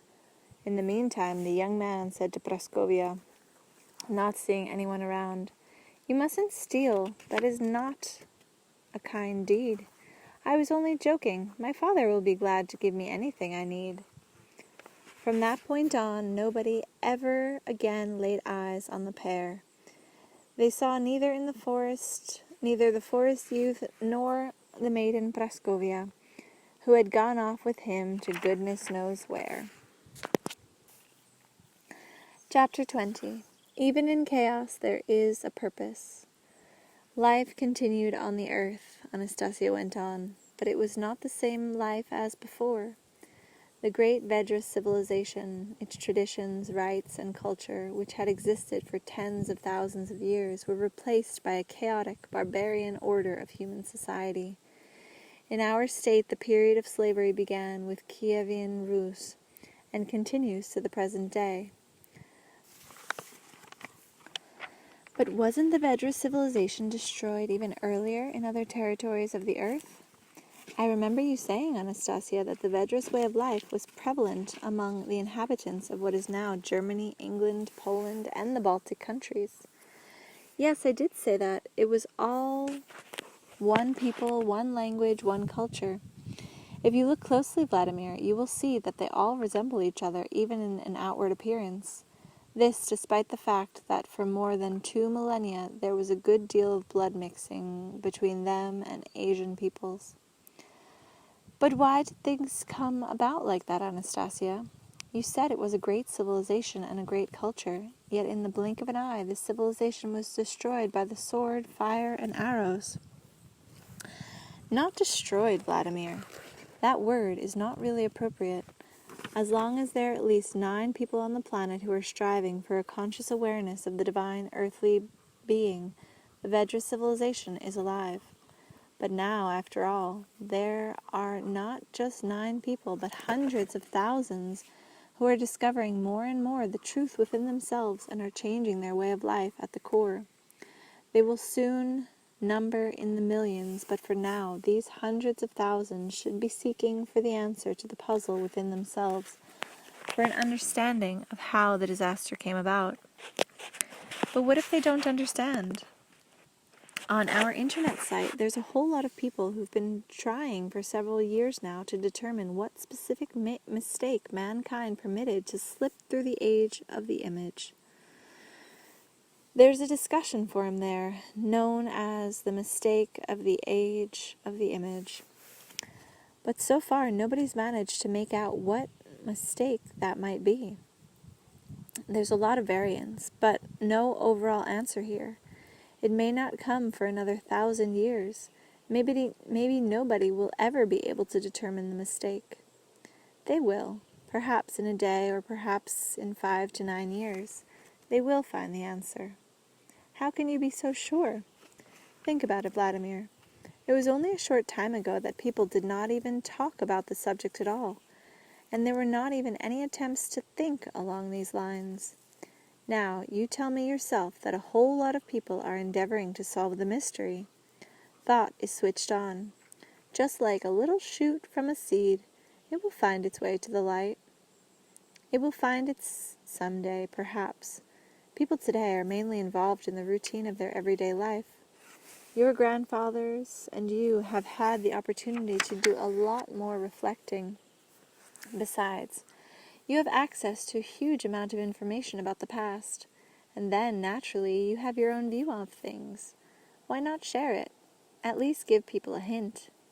In other words, Vladimir, you are asking me to switch people's thinking off? Now, why would I be the one who wants to switch it off? Why would a simple hint have that kind of result? If everybody who's trying to work out the solution today in their thought takes the hint as gospel truth, their thinking will immediately cease operations. Then they'll be expecting even more hints, and you may be sure that the hints will come. In fact, they'll quickly pour down in showers upon them. That is precisely what is happening right now. People are getting hints right and left about what is healthy to eat and drink, how to dress, where the best resorts are, how to live, where to search for God. And what is the result? Life progressively gets worse. God created the order of the universe with his thought, and he gave thought as a gift to man, but somebody is constantly trying to bring it to a halt. Does that mean you know the answer, but you don't want to talk about it? I do not know the answer, but I can presuppose. Well, what presuppositions have you come up with, for example? Pray tell. Perhaps a period of chaos was needed, a period of mistakes, so that mankind might have a complete account of it and not repeat it in the future. Similar phenomena have emerged in history when mankind is on the verge of a great discovery, a discovery of universal proportions. Now, that, Anastasia, is what I call a good and encouraging presupposition. Your story about the Vedras family, Lyubomila and Vladimir, had a very sad ending, quite unlike your usual optimism. Vladimir, why have you decided that the story has come to an end? Life continues, and so not a single story about life can ever be considered to have come to an end. I remember how the great-grandson Nicodim went off with Praskovia and continued the family line, but I still feel sorry for the specific individuals like Vladimir and Lyubomila and the others. The story about them cannot be continued. One can talk only about continuing the family line. If there's something more you can tell me, then please do tell me, Anastasia. Fine, I shall tell you about the events that took place in the very near future. Chapter 21. Soulmate gatherings. The time came when people started to realize the need of searching for their soulmates. Earlier, they had been taught that the lovers themselves should find each other by the whim of fate. Of course, that is true, but then man may also control his own destiny, or at least give fate a hint as to what man desires of it. And so people in different towns began to organize special events to facilitate two soulmates getting to know each other. And they even applied some of the rites of the Vedras period, with just a smidgen of adaptation to fit modern situations. Every autumn, after the tasks of summer are completed, large gatherings take place in various towns, attended by young and old, anybody who has not yet been blessed with a happy home. These are mainly your readers, Vladimir, those among them who have been endeavoring to build a domain to start up a happy family line. These gatherings might go on in various towns over a period of 2 or 3 months. Your readers spread word of them ahead of time, and they come from different places and countries. Some might come for a week, some for a month, and your readers in particular have a significant advantage over others desiring to create a happy home. All the participants in these gatherings have a single goal, a conscious awareness and concept of how to build a happy life for their future family.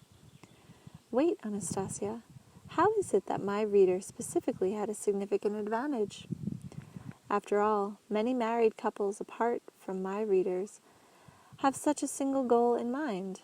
There are often married couples, for example, among performing artists, but the majority of them get divorced, some several times over. They all have the same goal and aspiration, but there is no happy life for them. You and I are talking about different goals, Vladimir. One's profession cannot be and should not be a goal of life for a man. In such cases, the man would be debasing himself. Think about it.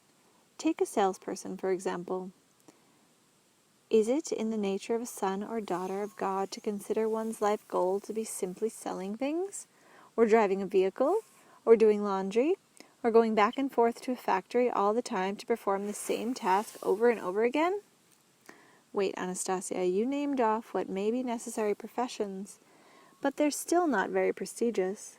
There are, however, some fairly prestigious professions, or rather professions everybody holds in high regard.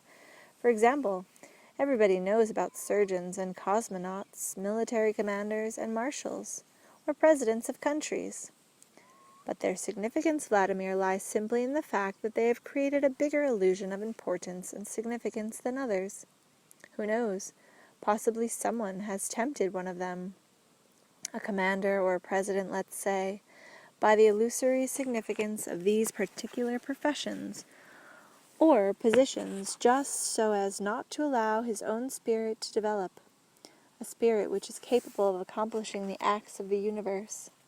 The deeds such people have accomplished are not interesting to God, but when a man builds his own corner of paradise on the earth and founds the happiest family line you can imagine, his deeds not only resemble those of gods, he actually becomes a god himself. And the readers who came to these gatherings had a noble goal, the same for both women and men. Their advantage was that both men and women were creating through their dreams a way of life for future families. When they met together and had a subject of common interest to talk about. You know, after all, Vladimir, how often in modern families there is rarely a single topic of conversation of interest to both marriage partners. They have nothing in common, no common aspirations. Two people get married and live together in the same dwelling, but each of them thinks and dreams only what is of interest to them individually. People like that become strangers to each other, and their cohabitation ends up in nothing but irritation. The people who come to the gatherings are not married, but even those unacquainted with each other feel closer than many marriage partners. They go on excursions together and organize fashion shows in which first women and then men of all ages take part. The clothes modeled at these shows have either been bought in stores or sewn by the women themselves. The evenings are spent in playing wedding games in town squares or somewhere in one of the glades. One of them is Ruchiyok, which I told you about before. And there is no feeling of embarrassment, no concealing what they are seeking to find themselves in a life companion. And women who are left to deal with life with children and no husband bring their children along to these nuptial gatherings, and they reveal the purpose of the trip to the children. The children's thought and participation help from a great deal in their search. Here I shall show you a scene from one of these gatherings. Look, a summer theater in the open air. A full audience comprised of adults and children of various ages. See how they are introducing themselves from the stage? Those who are bold enough to get up on stage, where they are each given 5 to 10 minutes to talk about themselves and answer questions. Sometimes they introduce themselves in a humorous fashion, or sing and dance a chatushka govarushka. They have full freedom in their choice of repertoire. Take a look. A girl who looked to be in her mid-20s came out on stage. She sported a fashionable hairdo and a skin-tight outfit. She had barely taken 2 steps in the direction of the microphone when she did a somersault and burst out laughing. After that, she took a turn around the stage, strutting the catwalk like a professional model, straightening her hairdo. She approached the microphone and purred teasingly, "Hey guys, is this chick hot or what?" From the audience rang out peals of laughter and loud applause, and the girl went on talking about herself in a humorous vein. "Hey, the way I look, you know, that's not even my greatest asset. I graduated from the Family Domain Academy with top honors. That means I'm tops at cooking, too. And I can rid your body of any ailment, you name it, and hey, I can make one really cool bed. And I can give you children that grow up big and strong. I'm not after anyone in particular, but here's a contest for you guys. But like they say, this ain't no cakewalk. The contestants can do whatever they like to show what stuff they're made of, and the winner is the one I fall in love with." After this, a young boy came to the microphone and said, "Hi, I'm Dima. That's what they call me, and I'm 11. Well, maybe not quite 11 yet, but I shall be very soon, this December. My mama's name is Svetlana, or Svetlana Nikolaevna. She's a great restaurant cook. That is, she used to work in a restaurant, but now she doesn't.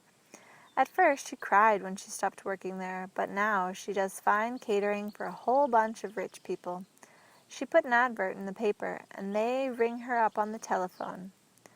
I'm in school, Mama says. I'm not a very bright student, but I know I'm doing okay. It's just that I really don't need 5s. 3s are perfectly good enough for me. My mama and I are here to look for her future husband and my future papa. Then we'll have a jolly, friendly family. My mama's a really nice person. She's pretty, even though there's no way she can lose weight. She's still pretty. Mama and I have been spending lots of evenings talking about how we'll live as a complete family. Right now, we're in a 1-room flat for which we have a monthly rent to meet. But when we're a whole family, we'll treat ourselves to a house and plant a garden. Mama's already been given land, and we lived there in a tent for a whole month this summer. It was really neat. My mama, that is, she didn't come up here with me on the stage. She's shy, but I've been telling her, you've got to show yourself. If you don't show yourself, then why did we come all this way and waste a whole lot of money which we've been saving for a house? Hey there, Mama, come on up to stage, the boy called out into the audience, but nobody made a move toward the stage. Then the audience started clapping in unison, urging the boy's mother to go up to the stage. Finally, a short, slightly plumpish woman of about 30 could be seen making her way to the stage. She stood beside her son, her cheeks flushed in a bright red with embarrassment. She put her arms around the boy's shoulders and gave him a big hug, but couldn't bring herself to speak. Then the boy, in a very businesslike manner, took a crumpled piece of paper out of his trouser pocket, unfolded it, and began to read what was written on it. My mama and I live in the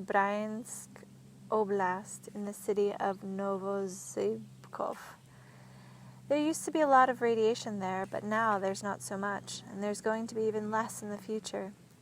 Here at the gathering, we are listed under number 2015. If anybody wants to, they can write to us. That's all. The boy's mother took him by the hand and started heading over to the stage exit under a noisy applause from the audience. But when they got to the edge of the stage, the boy suddenly released himself from his mother's grasp, and quickly, almost running, went back to the microphone.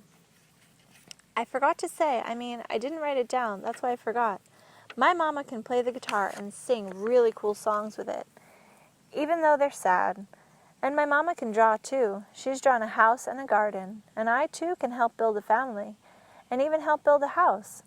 When the elections were held in our town, I got hired to put up campaign posters, and we're going to be having elections again soon.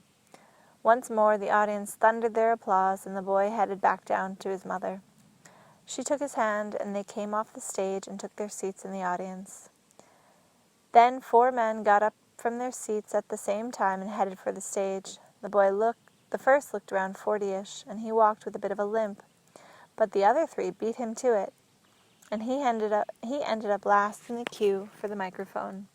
One by one, the men went up to the mic and said something about themselves, but they didn't make any public proposals of marriage. That simply wasn't done at gatherings like this. People were supposed to write notes, but the fact that they went up on stage was a good indication of their desire to get better acquainted with the mother and her son. When it came the lame man's turn at the mic, he said, "My name's Ivan. I have my own flat in Moscow. I'll soon be 40 years old. I'm a former paratrooper discharged as an invalid by a medical review board 3 years ago. I make something on the side in a multi-level marketing, but I'm tired of it. I've still got a pup tent, an axe, and a mess kit, which my buddies gave me. Right now, my dream is to set up this tent in Bryansk Oblast around the town of Novozybkov, next to your tent, Dima. I'll be glad to work in return for a place to deploy my tent. I've been trained in bunker construction and can put up a log house, only I'm not sure how to get an orchard or vegetable garden going." "I know, I can show you," cried out Dima, jumping up from his seat. A day or 2 later, Svetlana Nikolaevna, her son, Dima, and the former paratrooper, Ivan, left the gathering. "Anastasia," I pleaded, "tell me, please, how did life turn out afterward for these 3 people?" Chapter 22. A Nuptial Rite for Women with Children. Their lives unfolded quite well. Ivan invited Svetlana and her son to come for a visit, and they stayed a week in his apartment. After that, they corresponded with each other. When spring came, Ivan let his Moscow flat to tenants for a goodly month rent, while he himself went off to Novozybkov. He set up his pup tent next to Svetlana and Dima's tent. The former paratrooper had everything needed for a life in field conditions, including a camp stove that could be used for heating. Ivan eagerly set about digging trenches for the foundation of their future house. He was assisted even more eagerly by Dima, who visited with his mother on weekends. With the onset of the summer holidays, they all began sleeping in the tents. Each evening, they would gather round a fire and talk about plans for their future domain. One evening, when it came time to go to bed and the fire was burning low, Dima said, "In normal families, a husband and wife sleep together in one room, and their children in another. Is it okay if I sleep in your tent, Ivan, and you and Mama in ours?" "But we aren't husband and wife just yet," Svetlana protested. Ivan rose to his feet and held out his hand to Svetlana, helping her up.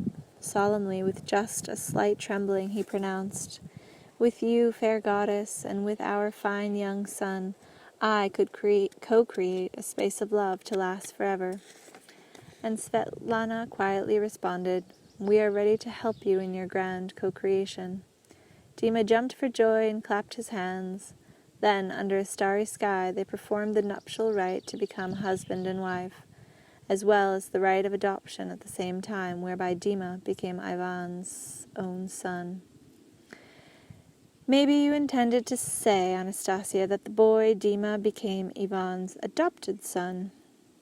He became his very own son, and Ivan became Dima's very own father. But how could that be, Anastasia? It goes against all laws of biology. But it does not go against heaven. The Vedras people knew that the laws of heaven. Ivan, Dima, and Svetlana were familiar with the Vedras nuptial rite for women with children. They performed it. What kind of rite is that? How did they know about it? You described it. I never wrote about it. Don't forget, Vladimir, I'm telling you about events that will happen in the future, and you will describe this rite. I am going to tell you about it. This rite derives its principal power from the thoughts and desires of three people who want to build a future together. Women play a central role in preparing for this rite.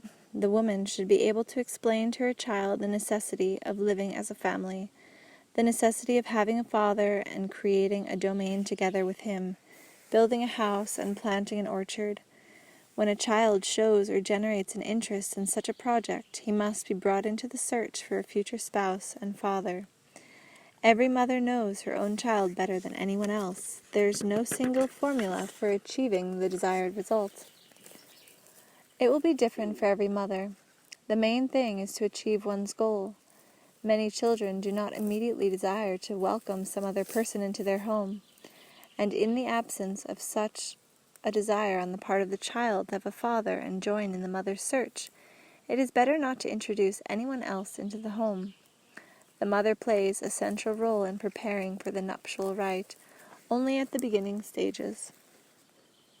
At the moment when the rite is actually performed, the motive energy source will be the thought of the child.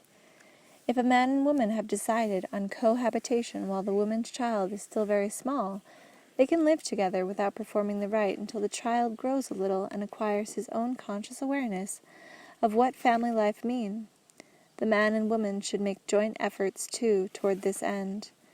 If the child grows up accepting his stepfather as his own father, the nuptial rite is still necessary, since it is able to transform an adopted son or daughter into the father's own, in terms of both blood and spirit. This rite can exert a tremendous beneficial influence only if it is performed on the ground of their future family domain, regardless of whether it was first started by the man or the woman. What is important is that it is to everybody's liking, especially the child's. The rite should take place in the open air, under the stars. There should be a fire burning or 3 candles. Svetlana and Ivan were lucky, after their mutual declaration of desire to co-create their life together. There were lots of stars in the sky. The fire was still burning, so they did not have to wait for another night, but got married right away, and they did everything just the right way. Ivan and Svetlana stood in front of Dima. Ivan looked up at the stars and spoke first. Here, on the ground of our family domain, I wish a happy life for our family line. I wish to build a house and plant an orchard. I ask you, Dima, for your agreement to allow me to be wedded to your mother forever, and for you to become my own son. I shall be very happy if you, Ivan, will live with my mother and me. Perhaps I shall even become a better pupil. And can I call you Papa? Of course, replied Ivan. Then it was Svetlana's turn to speak. Thank you, my son, for helping me find a husband. I agree to become his faithful wife. A wife should take care of her husband. With your permission, my son, I shall surround Ivan, your father, with loving care. Of course, Mamma, you should most certainly take care of Ivan, and I shall take care of him. Let us buy Papa a new prosthesis. I saw him wrapping his old one around with insulation tape. It is not important to pronounce the same words each time in this rite. The most important aspect is thought, which should be heard by the planets currently standing above the marital pair and their child or children. For this it is necessary to bring a wide-mouthed vessel of some sort, a glass or a mug, for example, out of which each participant should take a drink of water, at least 3 swallows, and then pour water on their hands and wash their hair. Then all 3 should lie down on the grass for no less than 9 minutes, head to head, hold each other's hands, and look up to the starry sky, mentally asking the planets above to help them build a happy life for their family line, and requesting love to take up residence in the family domain. This will happen if the thought of all the 3 of them is sincere and strong. It is not necessary for the love to be strong at the moment of the wedding. A strong mutual sympathy or attraction is sufficient. Love will undoubtedly grow stronger with time. It almost always happened within a year or 2 among the Vedras people. This is a very powerful rite, but it is not a cult. When astronomers and psychologists restore at least a part of the knowledge people used to have, they will understand its cosmic power. Have you understood, Vladimir? This is something in which plants, water, the earth, the planets, and human thought all take part. As the people's aspirations merge into a single whole, they will harness the elements into forwarding their cause in accordance with the divine essence of the cosmos. You must certainly know already, Vladimir, the close connection between the faraway planets in the heavens and the blades of grass and flowers and bugs and everything else living on the earth. The ebb and flow of the tides are governed by the planets. Of course, there is a lot in human life which is influenced by the planets, but in this particular instance, the 3 people performing the rite, uniting into one, charge the planets with the task of making their union beneficially strong. Man's request to the planets, when his goal corresponds to God's program, is treated by the planets as a great gift, giving them a feeling of pride in themselves and in man. His conscious, earnest appeal sets many of the planets in the sky into a rousing, propitious and acceleration. The heavenly bodies located at the precise moment above the people lying on the ground form a wordless alliance to assist these people in their deeds. This discovery was made by a wise man after a period of 90 years leading up to it, in which he observed the planets and compared them with the people's deeds. When the wise men scholars were endeavoring to understand this rite, they came to the conclusion that in some miraculous fashion, either the planets or the power of various cosmic energies can erase unpleasant reminiscences of one's past life from human memory, making room for new, bright sensations. Not only that, but these energies unite 3 people together in ecstasy. Remember, Vladimir, how you were telling me about telogyny? Modern science has learned that there is some kind of energy which participates in the formation of the physical bodies of animals and people. Note that these energies are visible to the eye and not contained in visible matter, but their power is effective. Besides, their participation comes about by the will of man. When they act in accordance with human will, their effectiveness increases 100-fold. It is important to point out that the essence of the rite we have been discussing is such that, in contrast to telogyny, there is no invasion of the old liaison into the new alliance, but that it is completely extirpates the energies of the old alliance and endows the participants with new strength and gives them new life. Wow! It is such a brief rite, and yet the results are extraordinary. It really creates blood ties among them. Brief, you say? Think about it carefully, Vladimir. The preparation for this brief rite, as you call it, may take several years. The rite must be preceded by 2 important customs. Take the first. Here is an example. The mother needs to prepare her child ahead of time. Then, pay close attention, Vladimir. Ivan started saying that he wanted a place to set up his tent and offered to do household work in return. This point actually comes from a different rite. Every old stag, as old or middle-aged bachelors used to be called, was supposed to spend 1 month a year working on a woman's home. either for a widow living alone or one living with children. He was not obliged to spend the whole month with the same widow. The bachelor could work a week for one and then go on to another. This custom, of course, was not designed to offer aid to single women. Its aim was to get people acquainted with each other and help them create a family. A bachelor might come to a widow and say, "Madame, I am looking for work, you see. Would you happen to have anything for me?" If the woman did not like the man's looks at first sight, she might reply, "Everything here's been done over and over again. Besides, I can't afford to pay anything right now."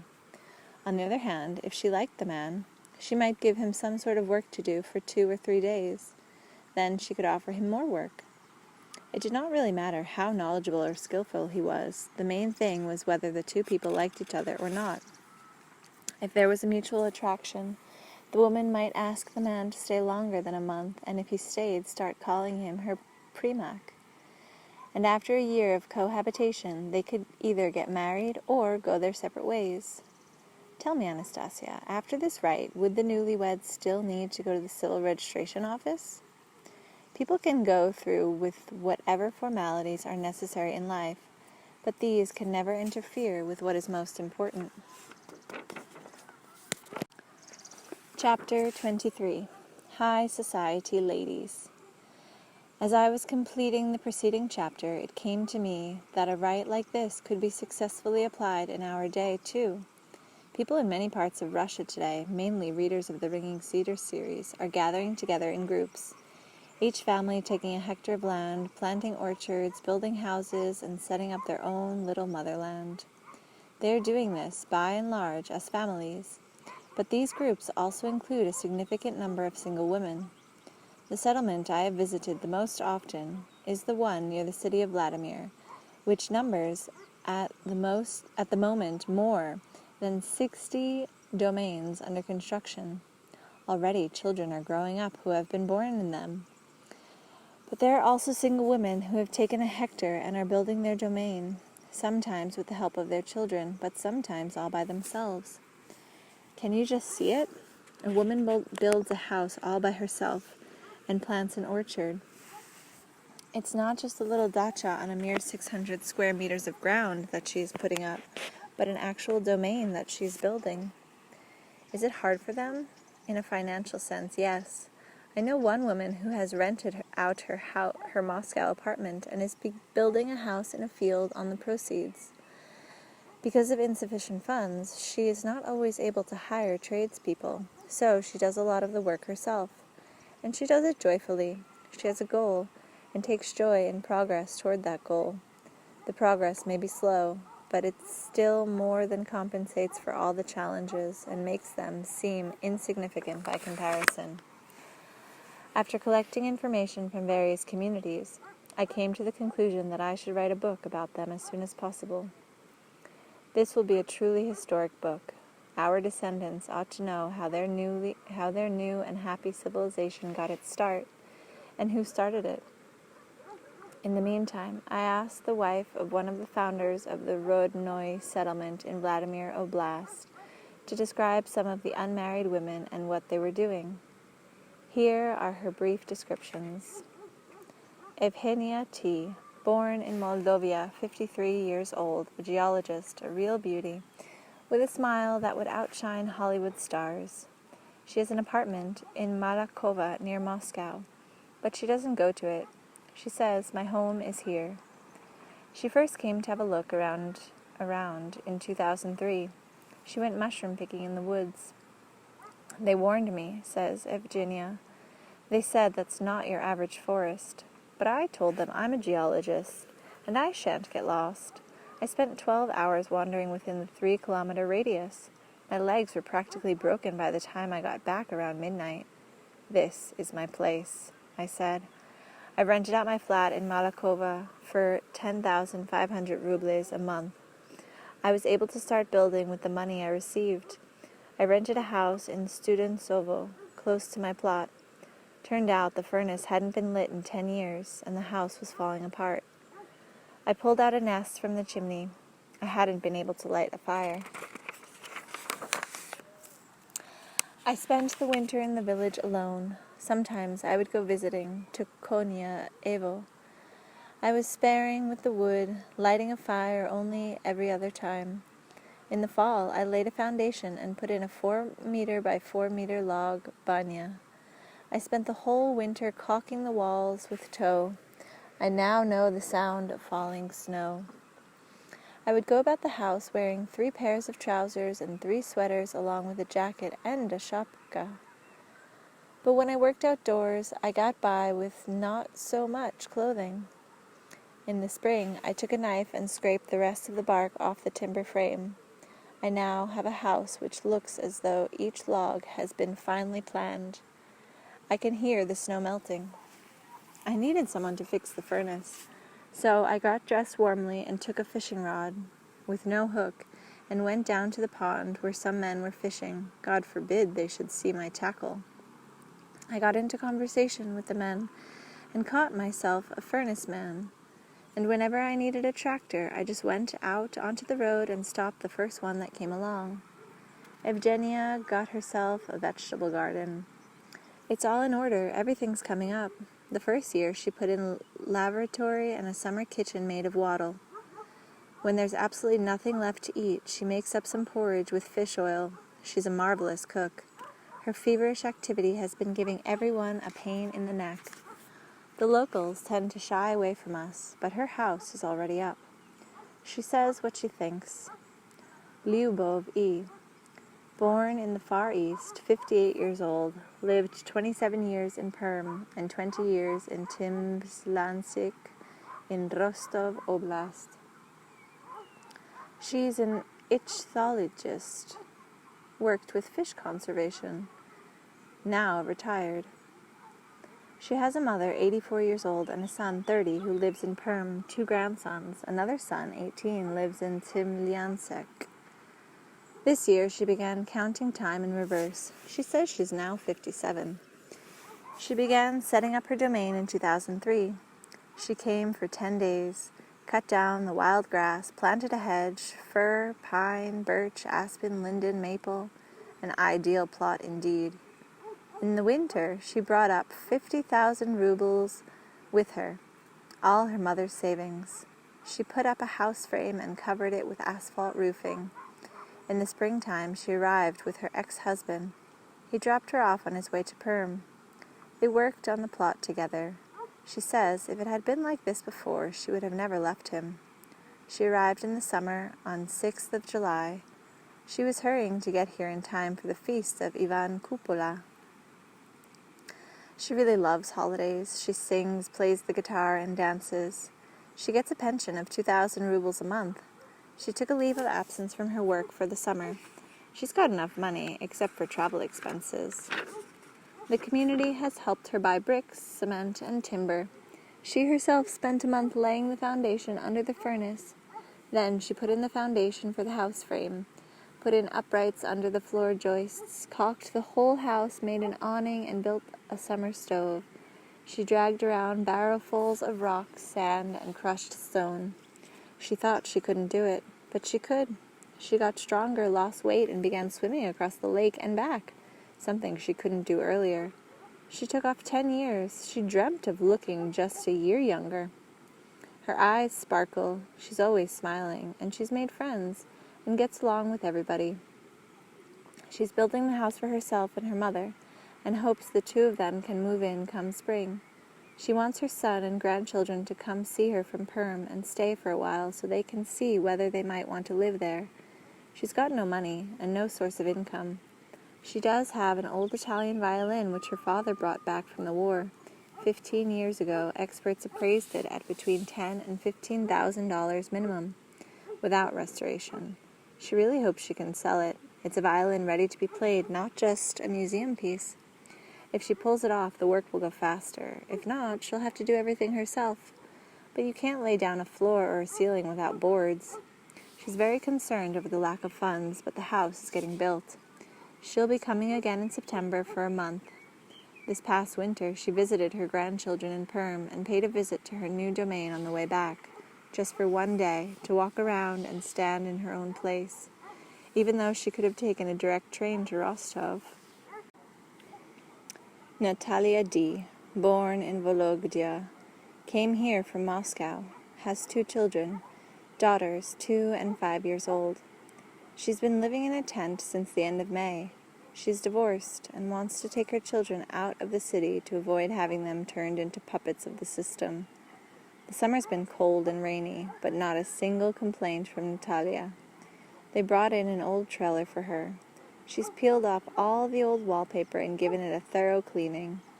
She wants to cover it with board siding and put in insulation, so she's buying up boards. She has no money. Her husband provides enough to feed the children. She's now living with them and earning a living by working in the old field, helping out the men put in the foundations. She dreams of staying on in the domain. Even if not for this winter, then at least for the following one. She's studying all the different house plans that she can build herself, including an adobe and a dugout. The children have become calmer and more cheerful. When she drops by Liuba E's house and sees what she's managed to do, she says, "Well, if you can do it, I can too. After all, I'm younger and stronger than you. She'll do it." She's always smiling and has a terrific singing voice. She's got a college-level education, a beautiful soul. Sorry to be so emotional, but I just love them all so much. Anastasia Z., a farmer from Belarus. After the Chernobyl disaster, they lived near Azov, then spent a year at Paritskoye in the Sudzal area, while waiting for a field. And this past year, they've been living in someone else's house at Konyaevo. This summer, she began construction on her own house. 2 grown-up children are currently living in Moscow. Her daughter and sister have also taken plots. They all want to get together. The husband and children work. Nadeska looks after the household, supervises the construction, and works on building the house herself. For many years, she was part of a professional dance ensemble. She has the poise of a ballerina, even when she's pushing wheelbarrows full of manure. You can't help but admire her. The family has 2 dogs, 4 cats, mousers, rabbits, hens, the Smirnov breed, preserved in homesteads during revolutionary times, a goat, and pigeons. The house is awash in all sorts of flowers, both plain and exotic. She has an encyclopedic knowledge of everything she needs to know about. Her husband and children support her, but she has to do everything herself. They're leading their own lives from the time being. She's firmly and confidently building the future. She recently broke her right arm, falling off a bicycle, which her children gave her as a 50th birthday present, so that she can get around everywhere. She took 1 day off. The very next day, she was back forking hay, winter fodder for the animals. Now she's painting and planning the boards. When I asked her how she does it, she smiles, with one hand tied behind my back. She's always smiling. She loves to sing. She's the life of any party. She's everyone's darling, a real storehouse of knowledge, and our consultant to boot. She's tiny and slender, a support for the whole family. She's successful in everything she puts her hand to. House, construction animals, vegetable garden, canning preserves, and what fruit liquors she makes. She hasn't any apartment or house to go back to, and by the fall she'll have to vacate the house in the village, as the owners are returning. She'll be spending the winter in her new house. This information I obtained a year ago. Now all the heroines described have already finished building, and none of them plan to retreat from their goal. No doubt it was women such as these the poet had in mind when he said, "She'll stop a wild horse on the gallop and enter a hut all in flames." And I would add, she'll build the domain herself and take her man into eternity. But where's this man of hers? When will she have a chance to meet him if she's engaged in such a big undertaking from morning till night? How many bright young women in various parts of the country dream about co-creating a family domain? And it would be good if they could find their life partner before creating it. I've thought about the possibility of organizing a databank where such women could register and men could pay them a visit as temporary workers. Maybe the women could even choose themselves soulmates.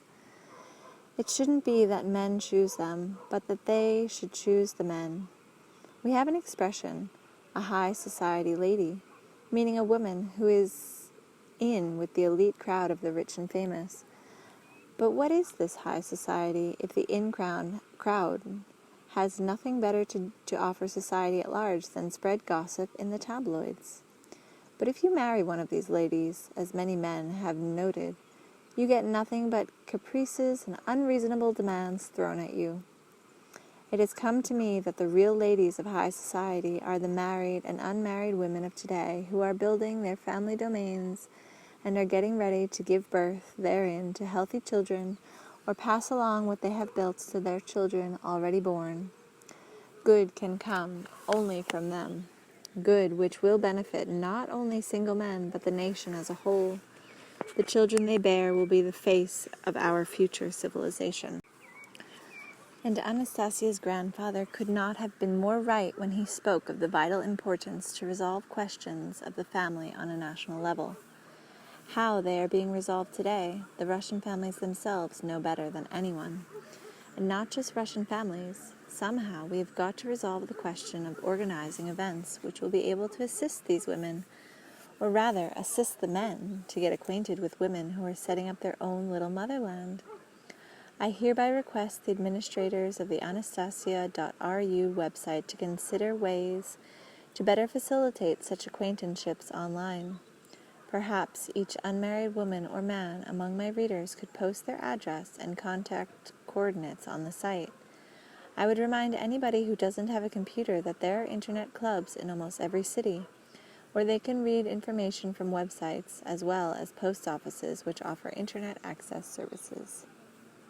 For my part, I shall formulate here the text of my greeting to men of all countries where my books are available, and would ask all the translators in Europe and America to highlight it.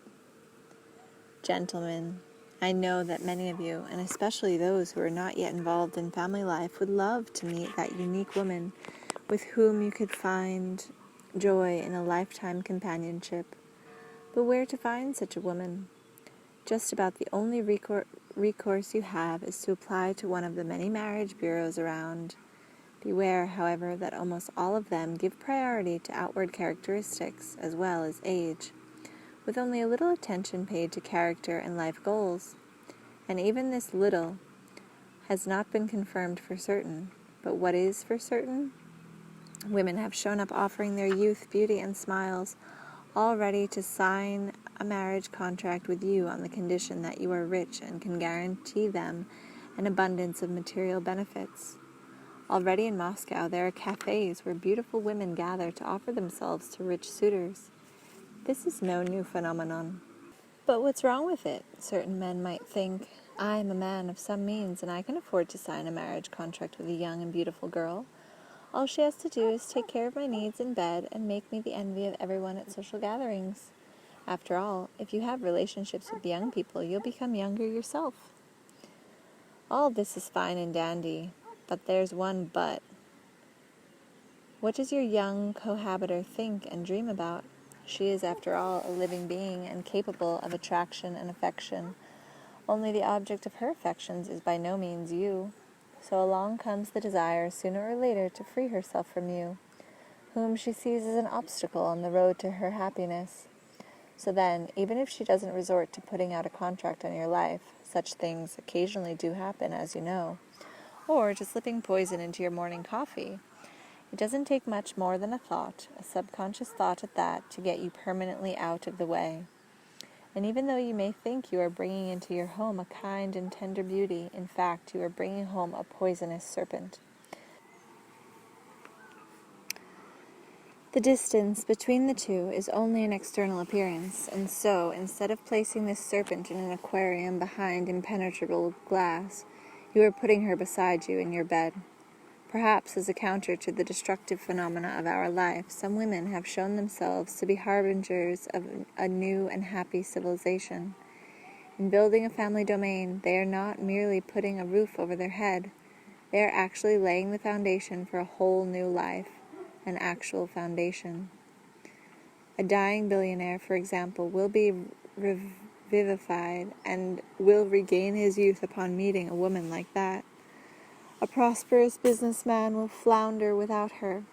It is not money that prolongs life, but the thought of your beloved in the space of love, which the two of you have created together, and insofar that it guarantees the conditions requisite for a quick and conscious reincarnation, it not only prolongs life, but makes life eternal.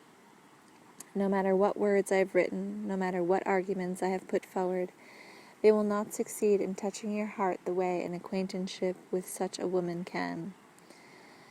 I would urge you to make every effort to get to know these earthly goddesses of eternity, and it is quite possible that this encounter will be similar to the one Anastasia told me about. Chapter 24, Millennial Encounter. One day, a girl in her mid-20s by the name of Lyuba came to one of the soulmate gatherings. She was wearing an embroidered linen blouse and a plain skirt whose hem reached just below the knees. A small travel bag was slung on a strap just over her shoulder, but it contained nothing more than a few rather plain outfits. The girl walked up and down the street in hopes of finding some sort of privately run lodging for the night. During the gatherings, all hotels, both for Russians and foreign visitors, and pension rooms have been booked up in advance. Besides, Lyuba could not afford an expensive hotel room, and so she was looking for plainer lodgings. But there was no chance of finding any privately run accommodation during nuptial gatherings. With little hope of success, Lyuba asked a woman who happened to be coming out of the gate in front of a private house, "Hello there. Could you tell me, please, whether you might have any rooms available in your house for overnight accommodation? I am looking for something not too expensive." The woman replied, "Not much chance of that, dearie. Everything's been booked up for ages. All the visitors make arrangements in advance through the housing office. You're just wasting your time. You'd better head for the railway station, or you won't find a place to sit down even there." "Thanks for the advice. I'll probably do that." Lyuba responded and headed down the street in the direction of the terminal. "Wait a minute, dearie. Come here," the woman called out, and Lyuba came back to her. "I'll tell you what you can do. Try knocking or ringing the bell 5 houses down. There's a doorbell right at the gate. Try ringing it. Maybe an old woman will come out, one that looks like Baba Yaga. She's Greek and has a hooked nose. My husband says that all Greek women are beautiful when they're young, but when they get old, they all end up looking like Baba Yoshkas. Anyway, dearie, you can ask and see if she's got any rooms. Before, when her husband was still alive, she used to have all sorts of people stop over, but he died, and she hasn't let a single person in these past 3 years now. Anyway, you can always try asking. She just might give you a room." "Thanks, I'll try," replied Lyuba, and she went along to the house the woman pointed out. She rang the bell once, and a minute later she tried it again, right at the gate, but nobody came out. Finally, after 10 minutes had gone by, the door creaked open, and a bent-over old woman came out. She came down the grapevine-lined path and opened the gate, groaning at every step. She started in, speaking without any formalities of saying hello. "What you knocking at my gate for, girl?" she asked with a tone of annoyance. "I wanted to ask you about a room. A kind lady, your neighbor, suggested I should." "She was not being no kind. She was laughing at you. I hain't had no roomers for ages." "I know, she told me that too, but I've been looking all day and I haven't found anything, so I decided to ring your bell just on the off chance." "Just on the off chance, eh? Well, you won't find any off chance with me. You've all come here just on off chance. So just like everyone else, you have come here to find yourself a bloke? I want to meet my intended. Please forgive me for bothering you. I'll head down to the station and spend the night there." It began to drizzle, and the old woman grumbled. "To hell with these girls, to hell with them, and now it's started, rain. Fine, I will set you under this tent roof in my garden. There is this hammock there, and this bench, and nails for you to hang your clothes up. And for this you will pay me 500 rubles each night." 500! exclaimed Lyuba in surprise. "And just how much was you thinking it will be? What you imagining, that you come to visit your relations?" "Okay, I'll give you 500, only I wanted to stay here 10 days. "Never mind, I'll just stay for 5. "I agree to your terms, Granny."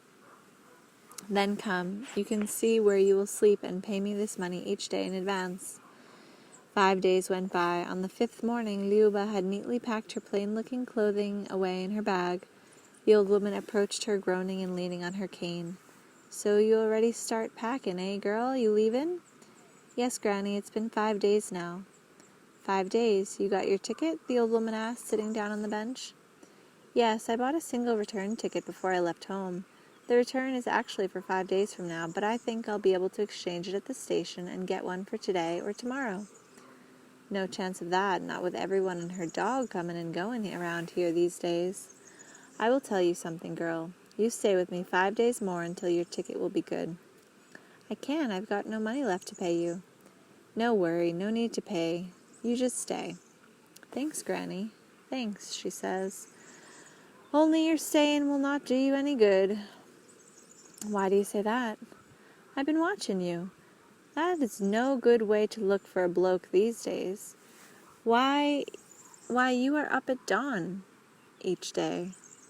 What is the use? All blokes are still asleep at that time of day. But you go to bed right early, right when all the partying begins. This is when you decide to go to bed for each night. All those blokes keep partying till midnight, while you are in bed at 10. Besides, you dress like a nun, no makeup. That is no good way to find a bloke today." "I'm preparing my body, you see, Granny, for my encounter with my intended, and so I try to maintain a strict daily routine. I don't make myself up so that he can recognize me." "Recognize? You, girl, you sound like a mite daft in the head." "That's what my mama says, too, but there's nothing I can do about it. I often have dreams about him looking for me all over the globe and not being able to find me." "Dreams? You've been dreaming? Here, too?" "Yes, twice already. Once it seemed I was walking in a huge garden, and he was there, too, only there was no way we could approach each other. And it seemed as though I could hear his voice calling to me over and over, 'Where are you? Where are you?'" "You heard a voice? You probably ought to see a doctor, girl. What is this about an intended being pounded into your head?" "To a point where you even hear voices in your dreams. Sometimes I dream that I lived with him once a long, long time ago, and we had children and grandchildren, once upon a time." "Well, girl, next thing you'll be telling me you can say what he looked like." "Yes, I can. He's half a head taller than me, with light brown hair and hazel eyes, and a kindly smile, only a little gap between 2 of his teeth, and he walks in a proper, dignified fashion." "A gap between his teeth, his walk? But what if someone else should come?" "They've come. My mamma's always after me about that at home, saying that my dreams will keep me an old maid forever." "An old maid, of course, an old maid. You will never find your bloke that way, not with those dreams of yours. Girl, I will tell you something. Here, take my rainbow shawl, put it over your shoulders, and tie it just a little more fashionably, and go walk along the embankment later tonight." "Thank you, Granny, for your concern, but I can't cover up my blouse with a shawl. You see, I did the embroidery myself. It came to me in a dream, and it seems as though at some time in the past I was wearing this embroidered blouse when I was taking a stroll with my intended in the garden." "Embroidered? Taking a stroll? Well, girl, God be your judge. There's some milk there on the table, and I have made scones. Have a bite to eat. I will just scoot to my neighbor's for a bit." The old woman hobbled off with a groan, muttering all the while to herself, "She will put me in my grave yet. I must be daft. I took her in, and now I cannot help worry about her. I will go talk to my neighbor's son, see if he will show her some attention. Yes, he will show her some attention. He is dark-haired, and she wants light brown with a gap between his teeth, but there is nobody like that among my neighbors. She will put me in my grave." That morning, Lyuba began wandering around the public garden. She picked up a pirosok with potato filling for lunch. And she was walking past a restaurant. A group of men were just coming out the door. They were laughing and chatting away in some foreign tongue. When they saw Lyuba, they spoke to her in their own language. Lyuba didn't understand and walked on past. Right off, the man began talking with the other girls. Then, all of a sudden, without turning around, she could feel someone detach himself from the group of cheerful foreigners and come after her. She knew for certain that she was his specific target. She even counted his footsteps without quickening her own pace, and for some reason her heart started to tremble. She could feel his breath behind her, and all at once the foreigner began addressing her in a language she couldn't understand. Lyubomila could not decipher the German words, but for some reason she found herself whispering, "I am ready to help you in your grand co-creation," and she turned around to look at the stranger. There before her stood a young man, a half a head taller than she, light brown hair, hazel eyes, and a kindly smile, and a small gap between two of his teeth. He held out his arms to Lyuba, and without realizing quite what she was doing, Lyuba snuggled her head against his chest. He hugged her trembling body as though he had known her for an eternity. The unseen planets in the heavens began to quiver for joy. Oh, how many events did they need to create to arrange the threads of destiny for ages? But it worked. They met and they embraced. Vladimir with his beautiful Lyubomila. And even if they don't remember the past, their souls will create a future to marvel at. People on the beach couldn't figure out why the young couple were creating some kind of design or sketch in the sand. They were speaking different languages, but it seemed as though they understood each other. First they would discuss the drawing, then argue a bit, and then all of a sudden come to an ecstatic agreement. Carried away as they were with the drawing, Lyubomila and Vladimir did not know, either, that they were sketching in the sand a design of the splendid family domain which they had created just before their wedding 5,000 years earlier. "There should be a pond here, a round one," said Vladimir in his own language, and dug a little round hole in the sand to represent the pond. "But not that shape," whispered Lyubomila. "It should definitely be oval." She countered, changing the round hole to an oval shape. "Yes, exactly, an oval pond is much better," Vladimir agreed, as though suddenly remembering something. That evening they came back to the house where Lyubomila was staying. She asked her elderly landlady permission for her companion to drop in for the evening. The landlady agreed. With a smile on her face, Lyubomila drifted off to sleep in the hammock, while he sat on the bench gently rocking the hammock and delicately fending off flies with a small tree branch, and he sang something very, very soft. From a window in the house, the old woman peered at them through the crack in the curtain until just before dawn. In the morning, on the little table in front of the house, stood milk and scones covered with a white linen tablecloth. There was also a note written in an aging hand. Lyubomila read it aloud. "I've gone away on errands, will not be back for a couple of days. Look after the house."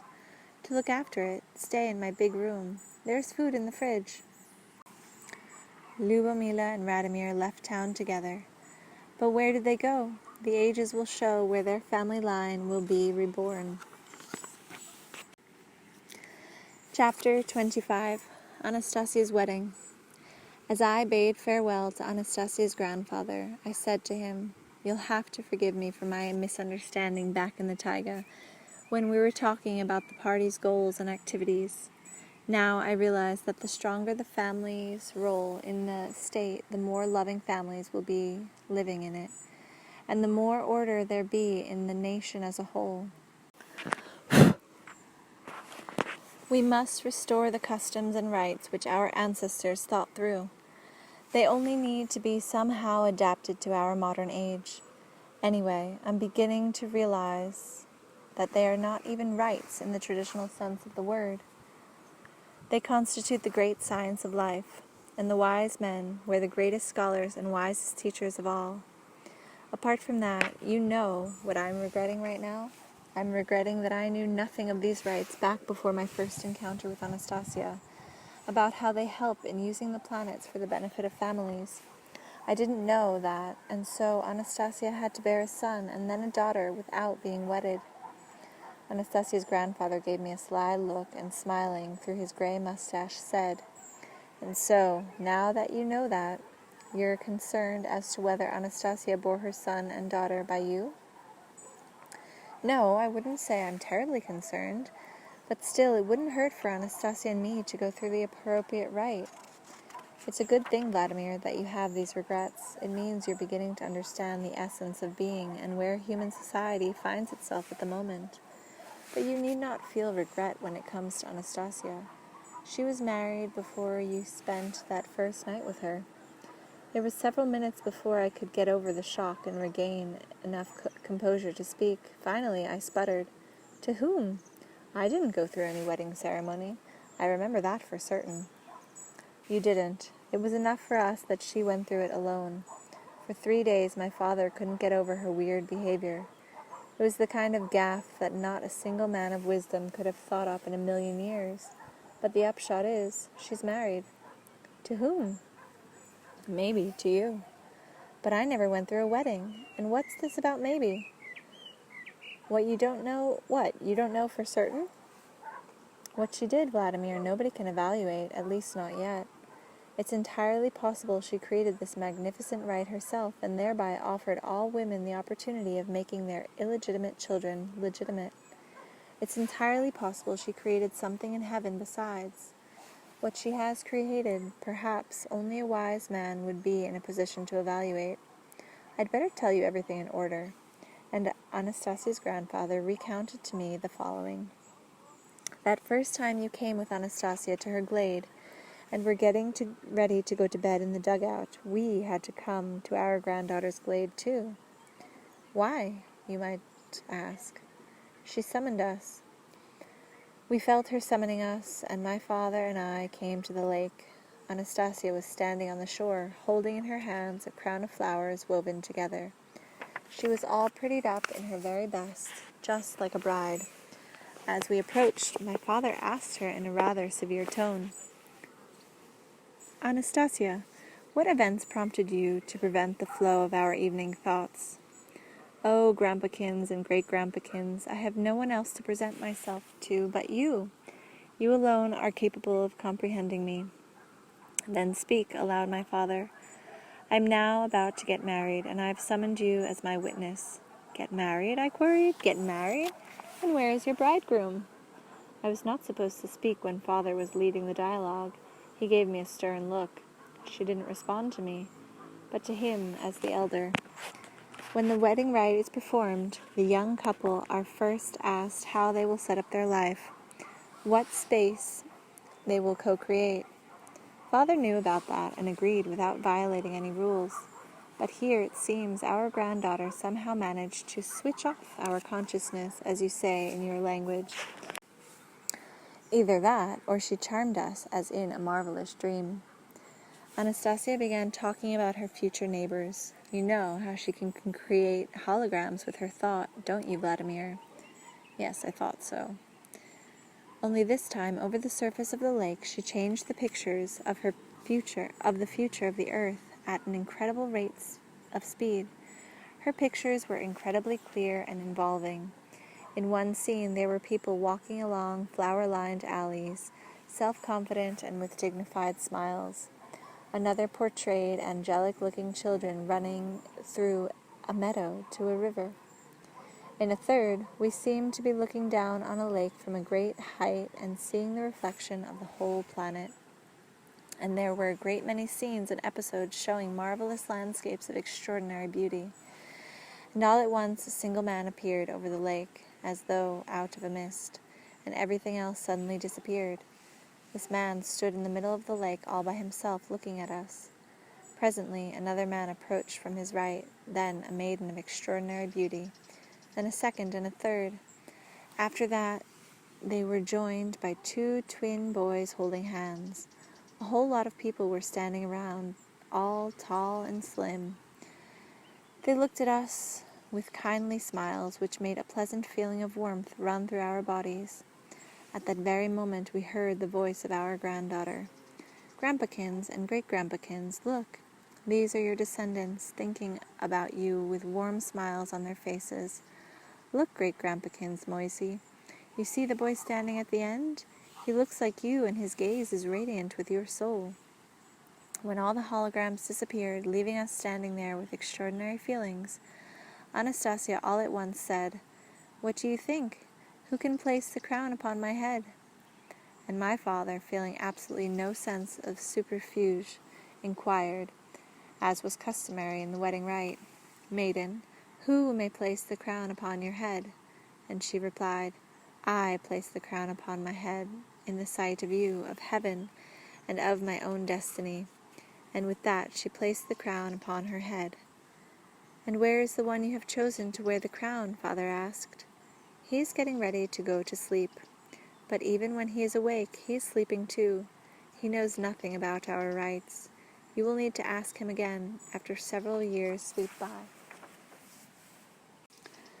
"You have violated the rules, Anastasia," said Father sternly. "The ancient science of the wise men. 2 people ought to take part in the rite. People can only get married to each other. The wedding rite has not taken place." "Believe me, great-grandpakins, it has. I am now married, in the sight of heaven.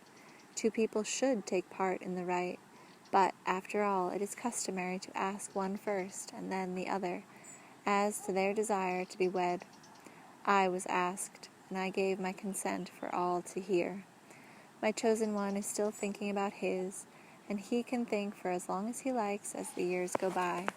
Nobody has ever defined how much time is permitted between the 2 questions. It could be a moment, it could be 10 years. But even if in the negative might be his reply here, I shall remain married in my own sight, and the covenant of the ages I shall not defy." Father wanted to say something more. He had even started speaking when a huge peal of thunder resounded from the sky, drowning out all his words, and he turned and started walking off, paying no attention to the path under his feet, as he was wont to do when he got agitated about something. I could barely keep up with him as he walked, but I heard how fast he was talking, as though to himself. "She's a stubborn lass, cunning and clever, not an easy one to countermand. It seems that she is being eternally pandered to by heaven itself. She's changing the very correlation of the planets. Does that mean women now have the opportunity of wedding themselves and begetting their children on a lawful basis? We must figure out what Anastasia has done, but first, all ought to be returned to the existing laws of being. They have not endured these many ages for naught. To do this, we must come up with a weighty objection. But I was not able to. She's greatly cunning and clever, but I've discovered a way to object and make her wedding rite of none effect." All at once Father did a sharp turnabout and headed for the lake. As we approached the shore, but had not yet emerged from the bushes, we saw over the lake an extraordinary light, albeit barely noticeable, and the stars reflected in the water. It looked as though they were falling into the lake in a shower. And there was our granddaughter, sitting all by herself on a fallen pine log, wearing her floral crown. She was looking in the direction of the dugout where you were sleeping, and softly singing. My father did not emerge from the bushes. He listened to her song, and then said, "She is wedded." And he tapped with his staff on the ground, adding, "Nobody has the power now to annul her marriage. In terms of strength, it knows no equal. And whether she was married by heaven or by herself on her own, it makes no difference." "And what did Anastasia sing, you ask, Vladimir? What song?" It was this one. "By my own hand in wedlock I am crowned, and now to be your woman I am found. You are, you know, the only man for me. Our dreams shall all be brought to life, you'll see. On planet Earth, our Tiran world of blue, our son will happy be with me and you. Our daughter will be fair and quick of mind. To many a man they will be good and kind. By heaven I am joined with you together. You know I am your woman now forever.